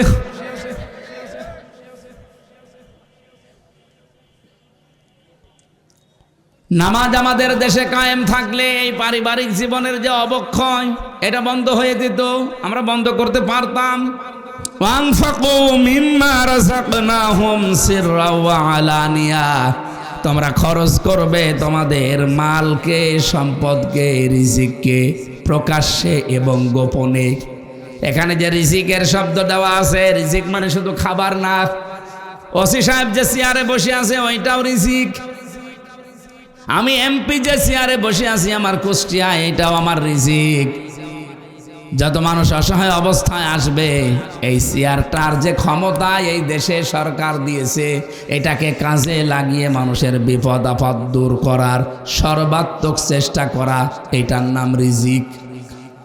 আল্লাহ বলেন, খরচ করার জন্য যদি প্রকাশ্যে গোপনে মানুষ চেষ্টা চালায়, ইয়ারজুনা তিজারাতাল লান তাবুর, এ মানুষগুলো আশা করতে পারে এমন একটা ব্যবসার, যেই ব্যবসা করলে কোনো ক্ষতি নেই, কোনো লস নেই। জোরে বলেন সুবহানাল্লাহ। 3 নম্বরে পেয়েছি এই পৃথিবীতে ন্যায় বিচার যারা কায়েম করতে পারে, এই মানুষগুলোকে জান্নাত কিয়ামতের দিন ডাকতে থাকবে। 4 নম্বরে পেয়েছি যারা যৌবনে আল্লাহর ইবাদত বন্দেগী করে, এই মানুষগুলোকে কিয়ামতে জান্নাত ডাকতে থাকবে। 5 নম্বরে দুনিয়ার জীবনে যারা অন্যের উপরে দোষ না দিয়ে নিজের উপরে দোষ চাপিয়ে নেয়, তাদেরকে ডাকতে থাকবে। সারা বাংলাদেশে এই গোনাটা এত বেশি, মেহেরপুরেও আছে। নিজে অন্যায় করে, আর এই অন্যায়টা একটা নিরপরাধ মানুষের উপরে, নিরপরাধ দলের উপরে, নিরপরাধ গোষ্ঠীর উপরে চাপিয়ে তাদেরকে কালার করে দেয়, এমন মানুষ নেই? আরো জোরে বলেন। এটা মেয়েদের ভেতরে একটু বেশি। এটা আর একটা কয়েকটা অর্থ আছে, তোহমত বলে, বহতান বলে, এই যে চকলখড়ি বলে, এর কথা ওর কাছে লাগানো, ওর কথা ওর কাছে লাগিয়ে সম্পর্ক নষ্ট করে দেয়। এটা এত মারাত্মক অপরাধ আল্লাহর কাছে। যে এলাকায়, যেই দেশে এই অপরাধটা ব্যাপক আকার ধারণ করে, আল্লাহ পাক বলেন আমি আস্তে আস্তে ওখান থেকে আমার রহমতের দরজা বন্ধ করে দেই। সুতরাং আপনাদের উচিত, আমি যেহেতু হেদায়েতমূলক কথা বলছি, এবার এই গণাটা যারা করছেন, এই চকলখড়ি করা, তালাতালি করা, এটা বন্ধ করেন, নয়তো এলাকায় বসবাসের অযোগ্য হয়ে আমরা কিন্তু পড়ব। মুসা আলাইহিস সালামের জামানায় একবার বৃষ্টি বন্ধ ছিল অনেক দিন। চাটিয়াল ময়দানে সবাইকে নিয়ে দোয়া করলেন, আল্লাহ বৃষ্টি দাও। 3 বার দোয়া করার পরে বৃষ্টি হয় না। মুসা নবী তো রাগী নবী, রেগে গেছে। ডাক দিয়ে বলে রব্বুল আলামিন এগুলো নয় আমার উম্মত, আমার মায়া লাগে, কিন্তু তোমার তো বান্দা, তোমার মায়া লাগে না। আল্লাহ বলেন মায়া লাগে, কিন্তু মিষ্টি দেব না। উনি বলছেন না দেওয়া লাগবে। আল্লাহ বলছেন দিতে পারি, কিন্তু তুমি যাদের নিয়ে মোনাজাত করছিলে এর ভেতরে একজন নামিমা তালা তালি করা মহিলা আছে, এর কথা ওর কাছে লাগায়, খালি সম্পর্ক নষ্ট করে দেয়। এই মহিলাকে নিয়ে যদি দোয়া করো তুমি, নবীর দোয়াও কবুল হবে না। মুসা নবী বলছে আল্লাহ তুমি শুধু নাম বলো, দেখো কি করি। ওরে ঘাড় ধরে বের করে দেয়। আল্লাহ বলছেন না আমি নিজেই নাম ধরতে কথা বলে পছন্দ করি না, আর এখন আমি নাম ধরলে তুমি সবার ভেতরে অপমান করবা। উনি বলছে আল্লাহ আমি তো আর আলিমুম বিজাতিস সুদূর না, যে মানুষের মনের খবর জানি, তা আমি জানবো কি করে যে অন্যায়টা ও করছে। আল্লাহ পাক বলেন এই গোনার কথাটা শুধু ওই ময়দানে যে বলবা যে এই গোনায় আছে সে তাওবা করে, সবাইকে নিয়ে তাওবা করলে সেও তাওবা করবে। উনি চাটিয়াল ময়দানে গেলেন, বললেন আমার উম্মতেরা দোয়া 100 বার করলেও কবুল হবে না। এখানে এমন একজন লোক আছে, এমন একজন মেয়ে লোক আছে যে তালাতালি করে, এর কথা ওর কাছে লাগায়, ওর কথা ওর কাছে লাগিয়ে সম্পর্ক নষ্ট করে, তার জন্য দোয়া কবুল হচ্ছে না। কিন্তু আমি জানি না কে এটা। আমি আজকে এখানে একটা তাওবা ওপেন করে দিলাম, সবাইকে নিয়ে তাওবা করব। এই তাওবা করতে গিয়ে আমার আশা যে সেই মহিলাও তাওবা করবে। তাওবা করলেন, ওই মহিলাও তাওবা করেছে। তাওবা মানে শুধু আস্তাগফিরুল্লাহ না, ওটা তো একটা বাক্য। তাওবা মানে আমি স্বীকৃতি দিলাম আমি অপরাধী, তাওবা মানে আমি জীবনের মতো ফিরে আসলাম, তাওবা মানে এই অপরাধ আর আমার জীবনে আর কোনোদিন করব না। আমি আগে নাচ গান দেখতাম, মনে করেন আমি তাওবা করে ফিরে আসতে চাই, তাহলে প্রথমে আপনাকে অনুশোচনা করা লাগবে, অনুতপ্ত হওয়া লাগবে আল্লাহর কাছে। 2 নম্বরে স্বীকৃতি দেওয়ার পরে আপনি ফিরে আসবেন যে না আমি আর এই রাস্তায় আর কোনোদিন যাব না। 3 নম্বরে জীবনে যদি কোনোদিন আবার সুযোগ পায় আমি আবার গান দেখব। বলেন বলেন না, আমি সুযোগ পাওয়ার পরে ওয়ালাম ইউসিররু আলা মা ফাআলু ওয়া হুম ইয়ালামুন, তারা সুযোগ পাওয়ার পরে এই গুনাহটা আর রিপিট করে না, এই মানুষটা তওবায় কবুল হয়। সুতরাং এই পৃথিবীতে আমরা যারা তওবা করতে চাই ওই মহিলার মতো যদি তওবা করতে পারি যে আমি অনুশোচনা করছি, অনুতপ্ত হচ্ছি, আল্লাহ আমি স্বীকৃতি দিলাম আমি এই গুনাহটা আর করব না, জীবনে সুযোগ পেলেও কোনোদিন আমি আর এরকম অবস্থায় যাব না, এই সিদ্ধান্ত নেওয়ার পরে মুসা নবী শুধু মোনাজাত করতে বাকি, বৃষ্টি সঙ্গে সঙ্গে হতে দেরি হয়নি। মেহেরপুরবাসী এইরকম গুনাহ তো আমাদের এলাকায় অহরহ চলছে, এই জন্য আল্লাহর বহু রহমতের দরজাগুলো আল্লাহ বন্ধ করে দিচ্ছে। এখন তো এপ্রিল মাস এখনো শুরু হয়নি, মার্চ মাস শেষে, অথচ এত গরম তো হওয়ার কথা না। রব্বুল আলামিন বলেন সাহারাল ফাসাদু ফিল বাররি ওয়াল বাহরি বিমা কাসাবাত আইদিন নাস লিইউযিকাহুম বা'দাল্লাযী আমিলু লাআল্লাহুম ইয়ারজিউন। জলস্থলে যে বিপদ আপদ মুসিবতগুলো দেখতে পাও, এগুলো আমি একটাও পাঠাতে চাই না, সব তোমাদের হাতের কামাই করা ফসল। সুতরাং আমরা নিজেরা পরিবর্তন হওয়ার চেষ্টা করি। আল্লাহ আমাদের তৌফিক দিন, বলেন আমিন। যে 5 প্রকার মানুষের নাম বললাম কোরআন থেকে, আপনি কোন প্রকারে আছেন নিজের সাথে মিলান। আল্লাহ যেন এই 5 প্রকারের যে কোনো এক প্রকারে আমাদের কবুল করেন, বলেন আমিন। 1 নম্বরে যারা দিন কায়েমের জন্য ঐক্যবদ্ধ হয়, 2 নম্বরে যারা কোরআনে কারিম তেলাওয়াত করে, 3 নম্বরে এই জমিনে যারা নামাজ কায়েমের জন্য চেষ্টা চালায়, 4 নম্বরে যারা ন্যায় বিচার কায়েমকারী হয়, 5 নম্বরে যারা যৌবনে ইবাদত করে এবং মানুষের দোষ চর্চা বন্ধ করে। আল্লাহ আমাদেরকে 5 প্রকারের ভেতরে যেন শামিল রাখেন, বলেন আমিন। এই অনুষ্ঠান সাজাতে ওরা যে কষ্ট করেছে আপনারা দেখতে পাচ্ছেন, ভালোভাবে সাজাতেও পারে না টাকার অভাবে। আপনারা অন্তত যা নিয়ে এসেছিলেন আমি শুনলাম যে আপনারা দিয়েছেন কম বেশি, আরো